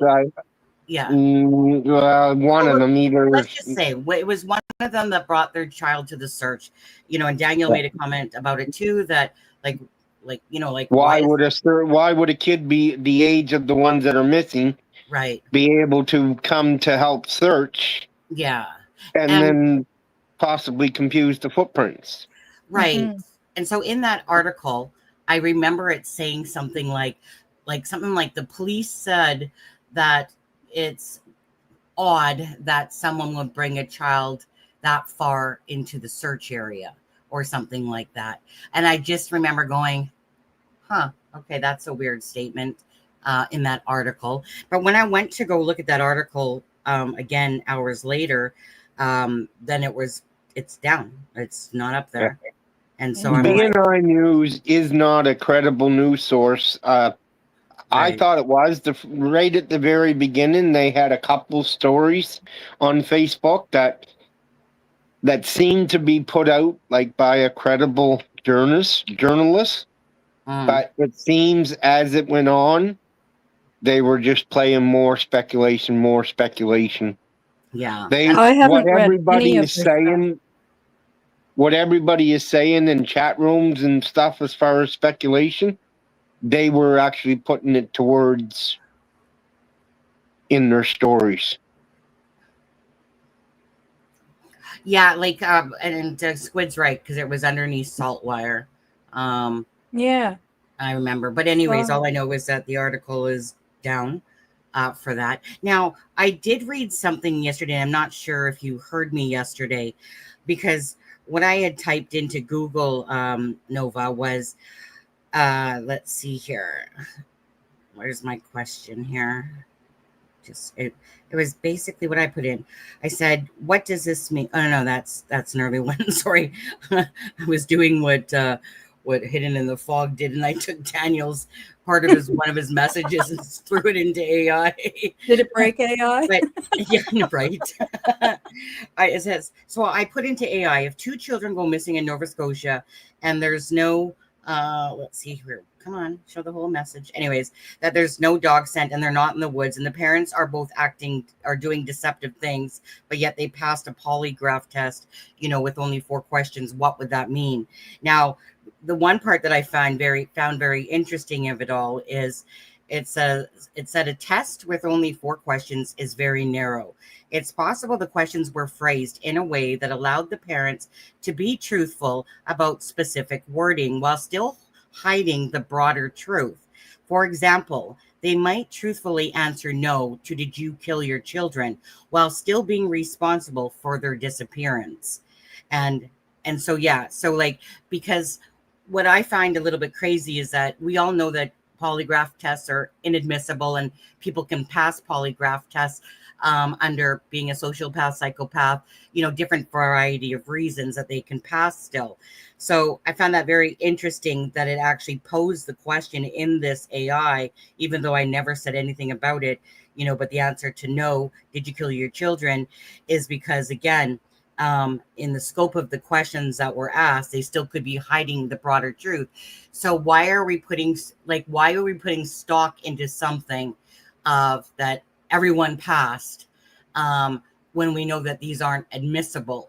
So meaning, if they were only asked 4 questions each, and like AI is saying here, well, it doesn't mean that they couldn't still be hiding the truth, in the broader truth, and that they're specifically answering those questions. So I myself don't do I think about that fact of these questions they passed? Yeah.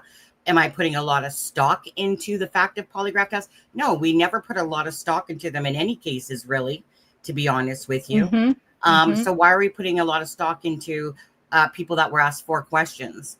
Right. So to me, only because I know that DT was talking about passing polygraph amongst other things he was saying as well. But to me, I don't care what their stupid polygraph says. Daniel has been inconsistent. He's, lied. And he's been just and the way Malaya's acting is just absolutely strange. Meaning there's no normalcy about truthfulness to this case. No. And so, yeah. And here's the thing. There's only 3 people we care about passing that polygraph. Janie, Yeah. Who couldn't take it. So she's out. So we don't know. So Daniel, which I always had the question out of anybody, would be the one that probably could pass a polygraph. And Malaya, who took it, and they said answered truthful to 4 specific questions. Now, did you know? You do know there was more than 4 questions asked, because we asked. I did a live with Granny's Crime Busters, and Belinda and Chelsea were in the live, and we got talking about that, of course. And so Belinda had told us, and I don't know if you guys had this talk of how many questions were actually asked. And I said, you don't have to tell us how many Cody was asked or what they were. Just was there more than 4 questions? And she said, yes, there was 4. She said he stated there was 4 very important questions and then more questions. So those 4 important questions, I'm going to assume, are regarding red rum, which, Daniel told us what some of those were. Now, what the other questions were, we have no idea. And that's where my opinion on the polygraphs and the statements that were made is, okay, Daniel passed the polygraph on 4 questions. Did you? And he said they were all around Red rum. committing the death of the children, Yeah. whether it was accidental or red rum or whatever. Malaya's test said that she passed on questions and involving the disappearance Yeah. of the kids. Red rum and disappearance. Yeah. Yeah, You know, but you can actually just say because they passed on those questions, one doesn't mean that anybody should know that's not the only questions they asked. If you believe that, I got some gold to sell you. 2, whether they didn't state on those other questions whether they passed or failed. And that's why I say you always have to listen to the RCMP to see what they don't tell you, because what they don't tell you will actually tell you what they're saying. Exactly. Or things they keep repeating, or key Exactly. statements like at this point. And Well, if at this point, and then right. the other big one was when they were calling off the search, and they said if the children were in the woods, we believe that it's unlikely that they could survive this long. Yeah. But everybody came out and was saying, "Oh, the Mounties said the kids are dead." Yeah. I That's not what know. they said at all. Yeah. They said, if you would listen, they said that if the kids are in the woods, Yeah. and I don't care if they're kids, adults, or whatever, if you're in the woods for 6 days without water, you're not going to survive. And in the cold. Yeah, and the other key thing, and that's why I looked it up, was they keep saying under the Missing Persons Act, right? It's a major crime investigation under the Missing Persons Act. And Yep.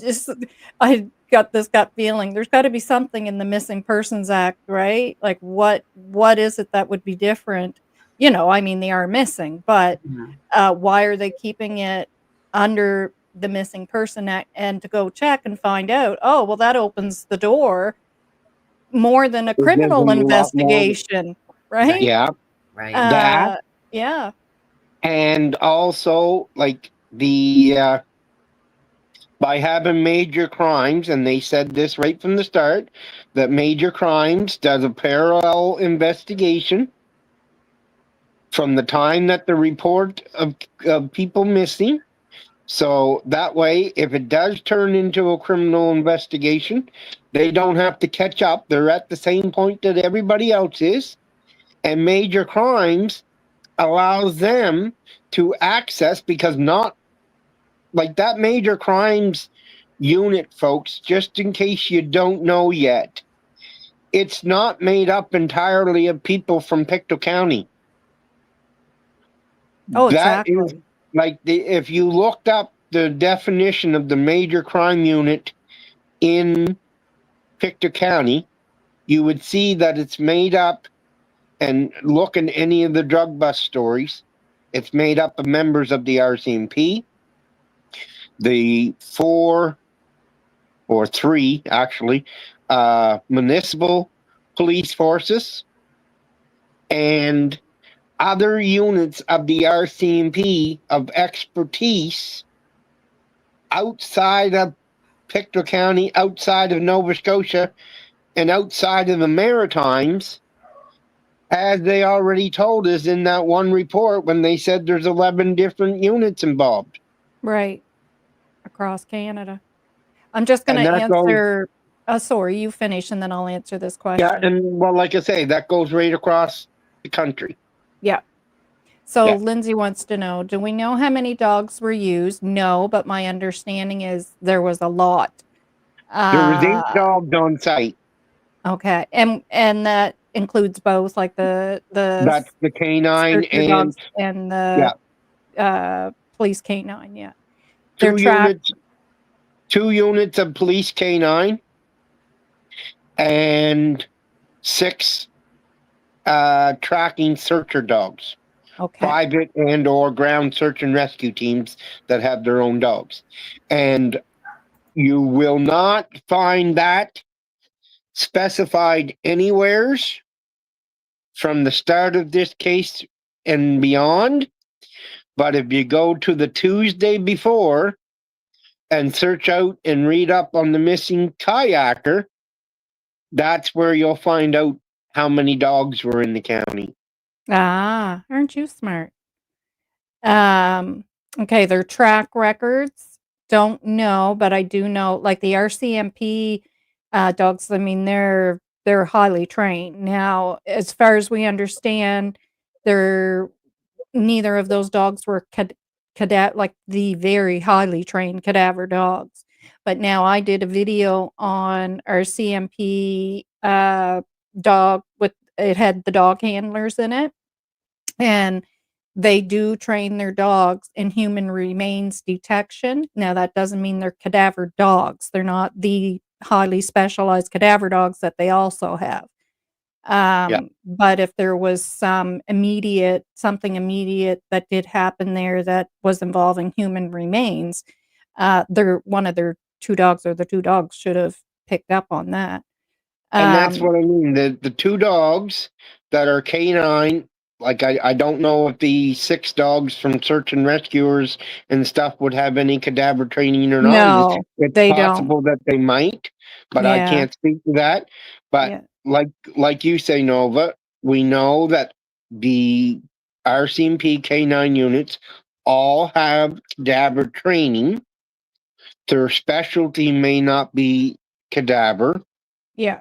But the other thing is, and I've been saying this right from the start, and Sonny will tell you, I argued well, I didn't argue, but I pointed out several times that you can't just bring a cadaver dog in and set them loose and they're going to go and find the smell of death.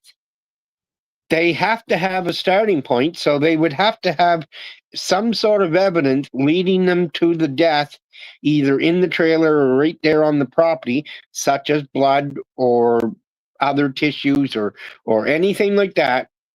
And then they could have brought the cadaver dogs in and pointed them to that and seen where they tracked that death smell. Yeah, But like, without if having a one of starting point, yeah, like, I can't imagine that the other dogs that have the human remains training, but they're not considered cadaver, if they had a hit on something, they would then be bringing that cadaver dog in for sure. yeah, Yeah, yeah. And what are your opinions on people still saying they went in the woods? I personally, in my opinion, don't think they are in the woods. Um, that's me. Absolutely not. Yeah, I think I already covered that. yeah. The proof would be in the pudding, unless they're buried. The vultures, the heat that we've had this summer, there would be enough decomposition that people that live in that Oh, area would be smelling them. yep. They would be seeing the vultures, and not just the locals, but like you're coming down when you're coming into this area. Picture yourself up on a pedestal that's about 1,800 feet in the air, and the rest of the ground below you is all below your sight level. So it's almost like you're looking down, like the drones and the helicopters and everything else would be, and you pick out a flock of birds, because that's where they're at, people. They live down in the gully at the base of Mount Tom. And I think Mount Tom has got an elevation when you get to the top of it of 1,600 feet, something like that. I don't know exactly. I said that before, and I was going to ask Google what is the county line between Pictou County and Colchester is at the top of Mount Tom. Mm-hmm. Oh, just quickly, I'm going to disagree with Kent about the cadaver dogs again. Because we can just take the Sebastian Rogers case, and cadaver dogs were brought in. There wasn't no starting point at all. The cadaver dogs were they're simply brought in to detect for the scent of death, and that's what they pick up. So, meaning Sebastian Rogers' case is a clear example that there was no starting point. It's been a year and 6 months basically since the disappearance, but cadaver dogs are simply brought in to detect that if there is any death in the car, any, with a vehicle or anything like that. So it's not like they have to have a starting point. They don't. It's a matter that they're simply brought in. And Sebastian's case is a clear example of that. They could not go past the driveway. Again, same thing with this case here. Now, I want to say something about this only because I was told this, but I'm not going to say who told me, but it was somebody that was there the day of the search, and they asked with the canine if they were going to go into the trailer, and the response that this person got was, "Why would we do that?" And it flabbergasted that person when the person that they were speaking with that had the dog basically was like, well, like I said, why would we do that? And But they did though, didn't they? They did take them in the trailer. Kent, I don't recall myself. Do you? There's no. No. We could not find anyone. But Janie said they did. I Do you don't think she's remember lying? Jane said they took the dogs in the trailer. They took them in her RV. Yeah. Janie was But the last one to hear. I don't remember them saying they took the dogs in the trailer. And we tried to track down whether it was a searcher or an official statement saying that they searched the trailer with the dogs when all the dogs discussion was going on, and we couldn't find anybody saying that they went through the trailer. Yeah, what I found was that it had said they searched the property, and that they were the police dogs. It specifically Yeah, said, they searched the property. yeah. But that doesn't mean that they took them inside in Yeah. the trailer. Sonny, when with Sebastian Rogers, was that right away that they Yes, took absolutely. Yeah. Now, the Right only away. thing I can say is, like I had just said to Kent, is that with where the RCMP dogs, and again, they're not cadaver dogs. They do have cadaver dogs, but where they have training in Right. human remains detection, Right. I would think when that dog makes a hit, if if a dog does make a hit, they're bringing the cadaver dog in. I would hope, right? Well, That would be the purpose of that. I think that the article that we read was that, like, the ones that are in Canada, specifically with search and rescue, are trained in like a cadaver dog as well. Certain dogs are. I think they said like 16 over the last 25 years. Yeah, they've been increasing them. They started a program in 2016. Yeah. Yeah. So I believe that like I said, like the dogs, like that they also have the training. Not that they're specific to being cadaver dogs, but that they also have that training. Some of them. But Sonny, the point that I would argue that from what I've seen now, like I say, everybody, I haven't seen any of your videos on Sebastian Rogers, but I have watched other videos going way back. Yeah. And they said that they started the dogs at their house and they walked them up the street, and then when they walked to the end of the street, that's when the dog got a hit. No. And he went across the construction or headed to the construction site and jumped right in the pond. Incorrect. So that's correct what you're saying about that, but no, what it was that was a scent dog. Okay, so basically that dog is picking up someone's scent is what it did. So that wasn't a cadaver dog. The dogs could not leave the property, but that scent dog is the one, because it's an air scent, right? So it's not that it's Sebastian's scent, it's picking up a scent. So yes, so only because, like I said, I follow the case and I know exactly what you're talking about. So at first it was like, yeah, like this dog picked up a scent, Sebastian scent and led him to the construction site, jumped in a pond. But no, it's a scent dog and it will pick up someone's scent that's in the air, but it wasn't that it was deemed as Sebastian's scent. So a couple of dogs found scent in the air, but not specifically Sebastian's scent. Does that make sense?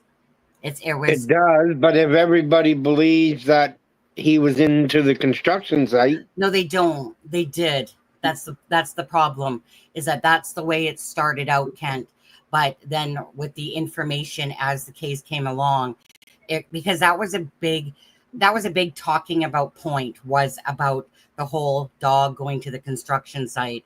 And then I think her name is the Jules, the canine. But anyways, and so then it became, as the case progressed, that no, that this is a scent dog. It didn't pick up, just like the RCMP said, or LE you would call it, said that yes, a scent was picked up, but it was not specific to Sebastian Rogers. It's just picking up someone's scent that kind of led them that way. So really it goes back to, it meant nothing.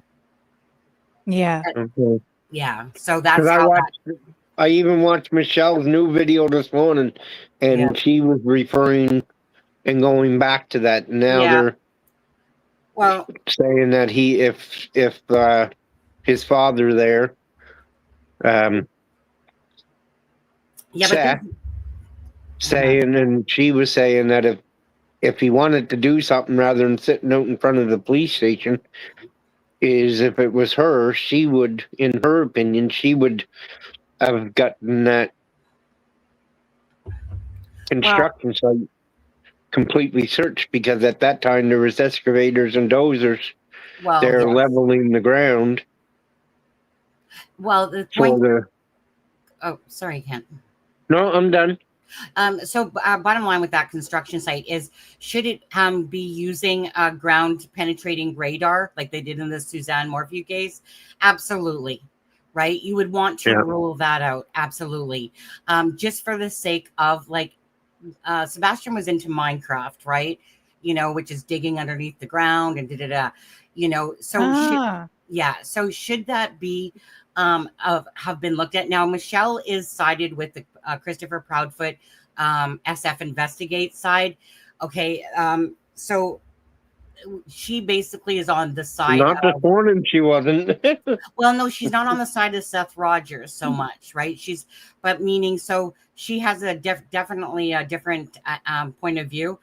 Seth Rogers is a biological father for the Sebastian Rogers case. Christopher Proudfoot is the one that plays all the antics, kind of like what Daniel's doing online, is the same thing.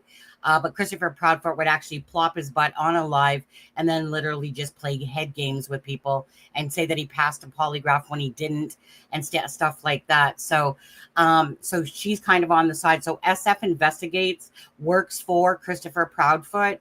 They basically hired him. SF and SF Investigates is a big joke of a person, like, meaning if he wants to call himself an investigator, he's a poor excuse for an investigator, and he's just crazy on Twitter. Like, the way he acts is ridiculous. But anyways, so bottom line with that is that there was no scent that was of Sebastian. Sebastian's scent could not go past the driveway and the garage. As for air scent of picking up someone, that's what went to the construction site. But should that construction site have ground penetrating radar, so that it can check for any sort of human remains? Absolutely, I agree. They need to rule that out, or in one of the two. Yeah. And everybody, that is Sunny from It's a Crime and Shame. I've been putting her link in the chat every once in a while, okay? If I know most of you guys are already subscribed, but if you're not, click on that link and sub. Mike says I'm wrong. Why am I wrong, Mike? Why am I wrong? I know I'm right. Explain, Mike. Explain. Explain. Yeah, tell me where I'm wrong. So I wanted to say this too. So, like, Sebastian Rogers case I followed for over a year, and then when this case had come out here, I ended up basically putting all my lives to that. And kind of because what happens is, like with these cases, is even I grow tired of I don't like repeating information over and over and over and over and over, right? And if this case keeps going on and on, yeah, there's going to be pretty much very few voices for Jack and Lily, because that's simply what happens. I have to do things organically because if I feel like I'm just repeating myself, right? Like Sebastian, I started showing his picture at the start of one of these cases, or when this case came out. And then I stopped doing it. Now, really, that's just me, because I was getting, I was kept explaining like Dylan Eller and Sebastian at first, which I still really should be doing for that. But at the end of the day, these cases, right? I mean, if I'm not doing it organically, I don't want to do lives. So, but yet this case is only coming up to 4 months, but yet I know we're at this point where there needs to be stuff that keeps coming out to keep it rejuvenated. Exactly. Because if it becomes where it's just I'm talking about the same things over and over again, I can't do that myself, because it's then I feel like I'm a robot repeating the same information over and over and over again. So I'm always looking for new things, to try to talk about, because that's what fuels me personally, right? And that's where, like you said, it comes into play of the other family members besides Belinda and Chelsea, keeping it alive and out there, coming out and speaking up, and you know doing their part in keeping it alive. You know. Well, Yeah. one thing that can keep it alive, people, for everybody that's out there, is pick up a sign, buy a sign, and put it in your dooryard. If you live in Nova Scotia, New Brunswick, or PEI, I guess and they're we all still have over some Westfall. available. We still have some available. There's a few in Westfall. I don't know if you caught Sonny's live last week with the discussion about the buddy bench. But the buddy bench has arrived at my house now. It's on my front doorstep. Oh, nice.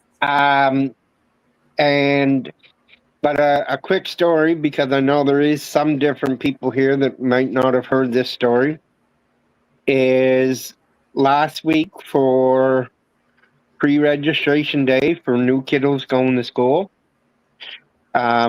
This story came from the principal. This one little boy was getting ready to go to school, and him and his mom, and for whatever reason, his sister had to go with them to go get him settled in for the preschool day at the school. And on the way to school, the little girl said, "Mommy, there's a picture of my friend Jack and Lily. Did they find them yet?" And the mother said, "No, they're still looking." And the little girl said, "I forgot about them." And she started crying her eyeballs out. Yeah. And when they got to the school, the teachers and principals couldn't understand why she was crying, because it shouldn't be scary for her. It should have been scary for her little brother. And so one of the staff, whoever it was, asked the girl, "How come you're crying?" And she said, "Well, I forgot about my friend Jack and Lily, and we just seen a sign. Mommy says they're still missing." That's what the kid was crying for. Sad, Because she forgot about her all summer. She forgot about her friends.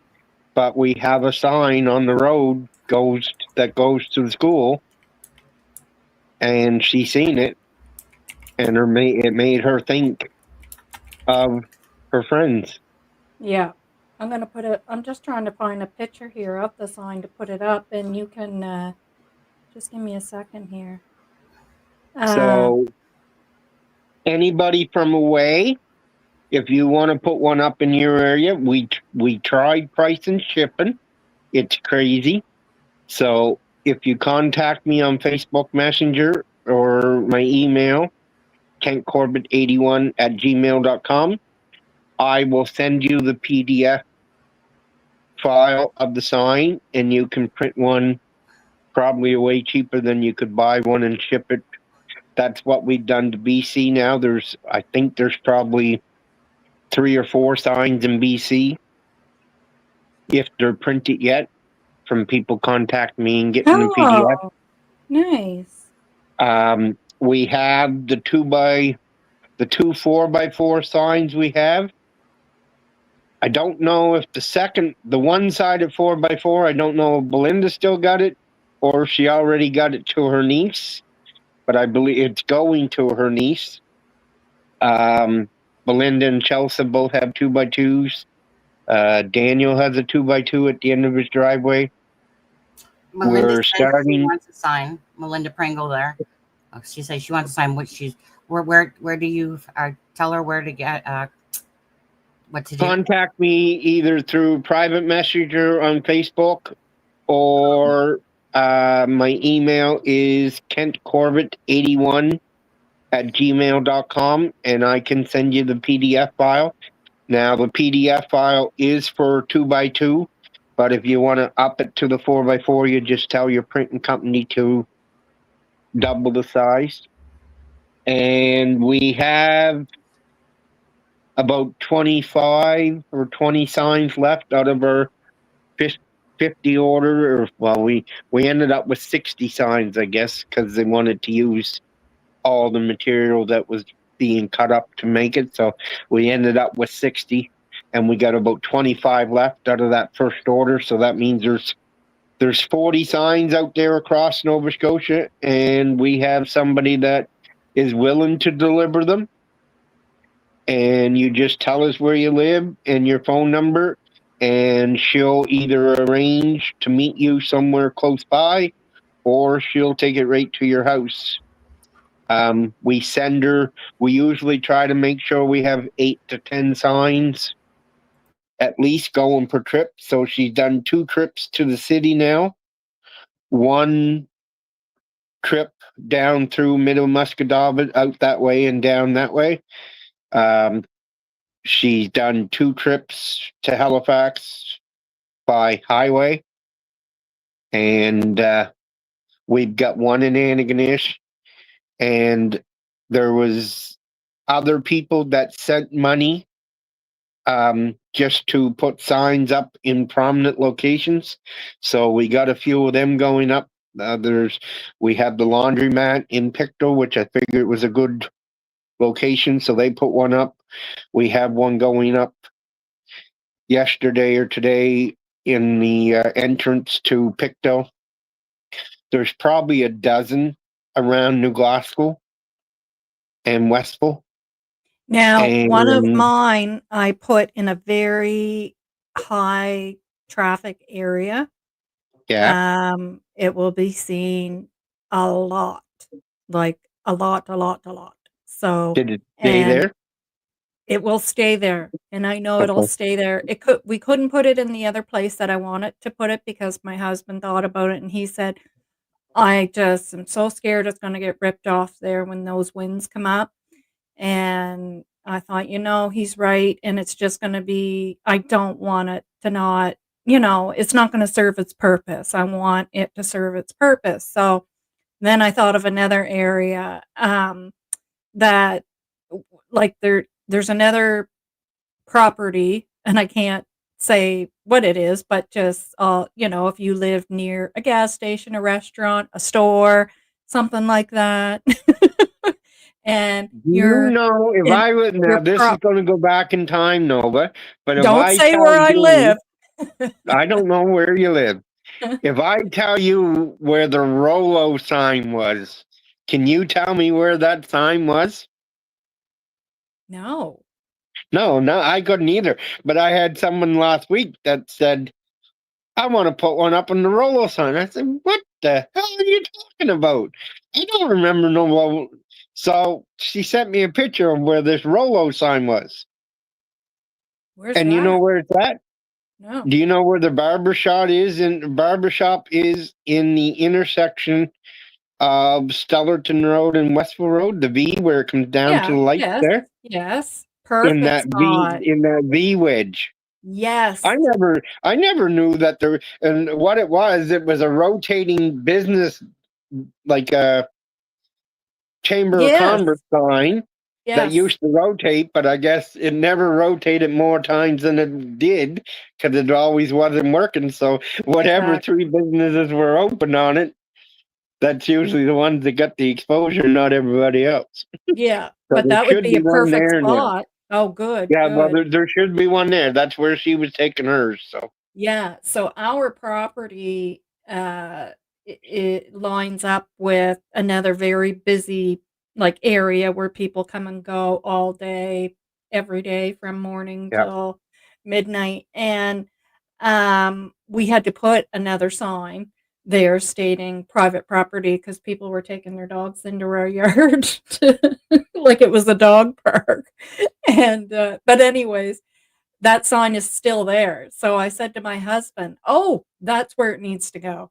and it's gonna get seen more there than any other spot that we could have put it." So, yeah.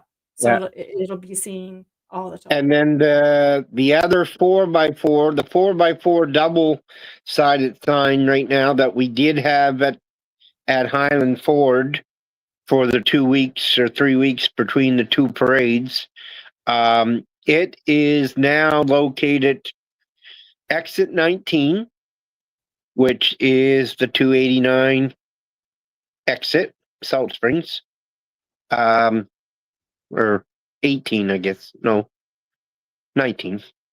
But it's facing the westbound traffic in Ross Fraser's auto sales parking lot. That's Oh, where the yeah. other Yep, that's another good spot. big sign is now. So Good stuff.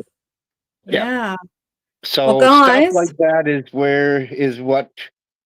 So if people out there locally would, and Lab Man, Lobster Man has one. I believe he got it up in Wentworth. There's probably a dozen around the city in Halifax in different spots. good. So it's happening, but I thought we would have sold them a lot quicker than what we have. Well, and that's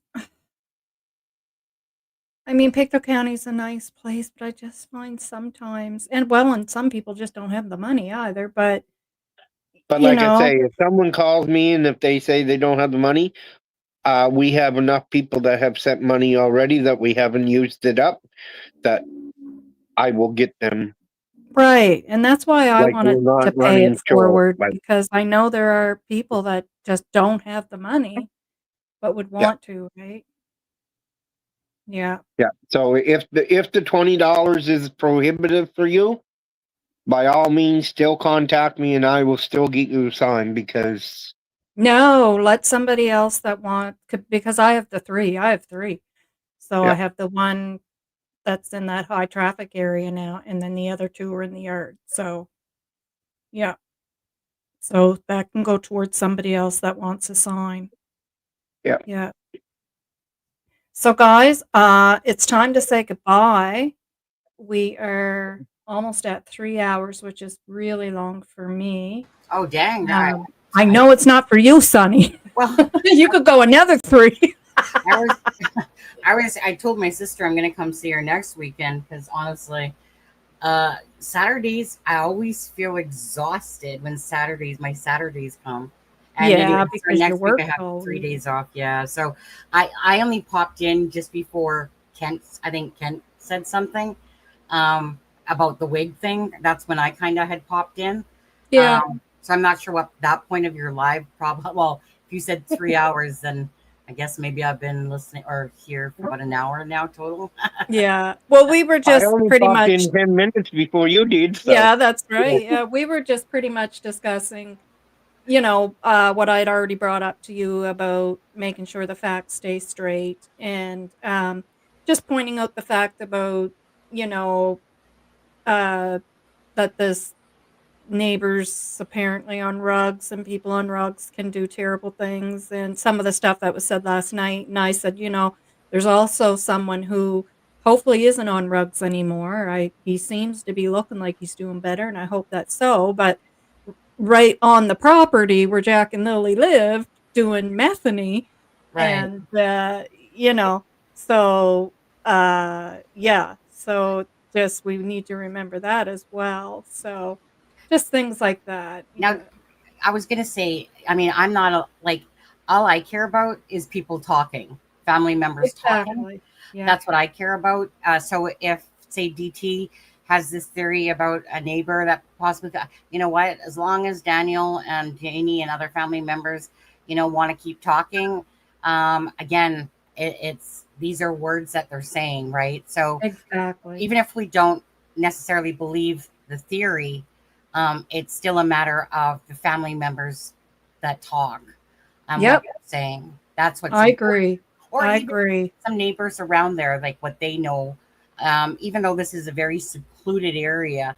But I do want to point out one thing. You do not have to say red drum. You can literally say the word. You don't get yellow striped for that. Okay. I say the words all the time.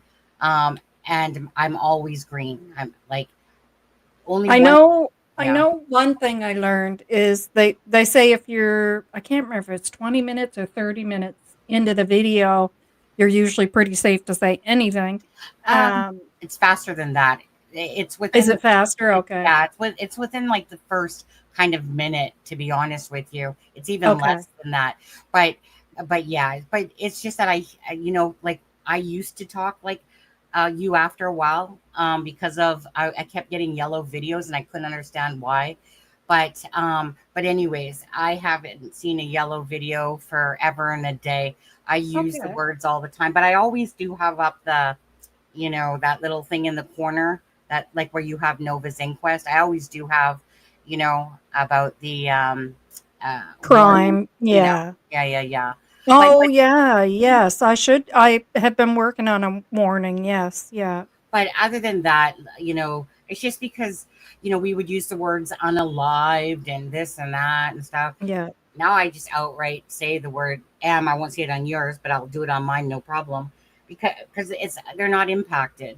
They're Yeah, not I impacted. think once they know what you're doing, because I know I've heard creators also who do like rug support Right. programs and stuff. Mhm. And once I've heard them say, once they were realized as being people who were, offering support to addicts and stuff like that, they were kind of doing something like that, Right. that they were okay after a while, Well, right? what's really important to YouTube is what's in your description, right? So if you're clear on your description about what you're covering, um, you know that's huge because that's YouTube, of course, uses crawlers that search for pictures. So, for instance, I ended up getting a warning for a few months back for putting up my friend's GoFundMe, and he had a bloody face, right, Oh from gosh, this yeah. trip and fall that he had. I ended up getting a warning for that picture. And the reason why was because I didn't myself put the context of that GoFundMe. Mhm. But had I have done that, then I would have been fine. But what matters most to YouTube is what's in your description of the video. So, meaning, as long as you're saying what your video is about, you know, versus if you don't put anything, that's what they care about because that's what the web crawlers are looking for is your video description. But Yeah. anyway, that's a part of it all. But Well, anyway, thank you I, for the tip, because it's all It's learning for sure. Trust me, I went through a big learning curve with YouTube. Yes, and if with that somebody stuff. else has already gone through it and they can help you out, it's a Yeah, blessing, and honest it's to painful. goodness. Yes. Yeah, it's painful. Yeah, and I'm so slow at learning new stuff, Yeah. it's unreal. But anyways, thank you for having us on. No problem. Thanks for coming on, guys. Jack and So, Lily. yep, Jack Find and your Lily, Jack signs. and Lily. Yes, Yep. get your signs, like Kent says. Like again, I personally would just love to see them like all around the Nova Scotia area. Keep them out there. Every time people see it, they're reminded of the case. You Yeah. know, and keep it out there and going. Just quickly, I know that there's an interview coming out next week with Belinda. It's with the same reporter that did Janie, whatever her name is. And I'm thinking that there should be another article coming out from the Globe and Mail as well next week. But Oh. definitely Belinda's is coming out at some point this week coming up. Oh, good, good. Yeah. Yeah, I'll keep my eyes open. Yep. Well, thank you for coming on, Kent and Sunny?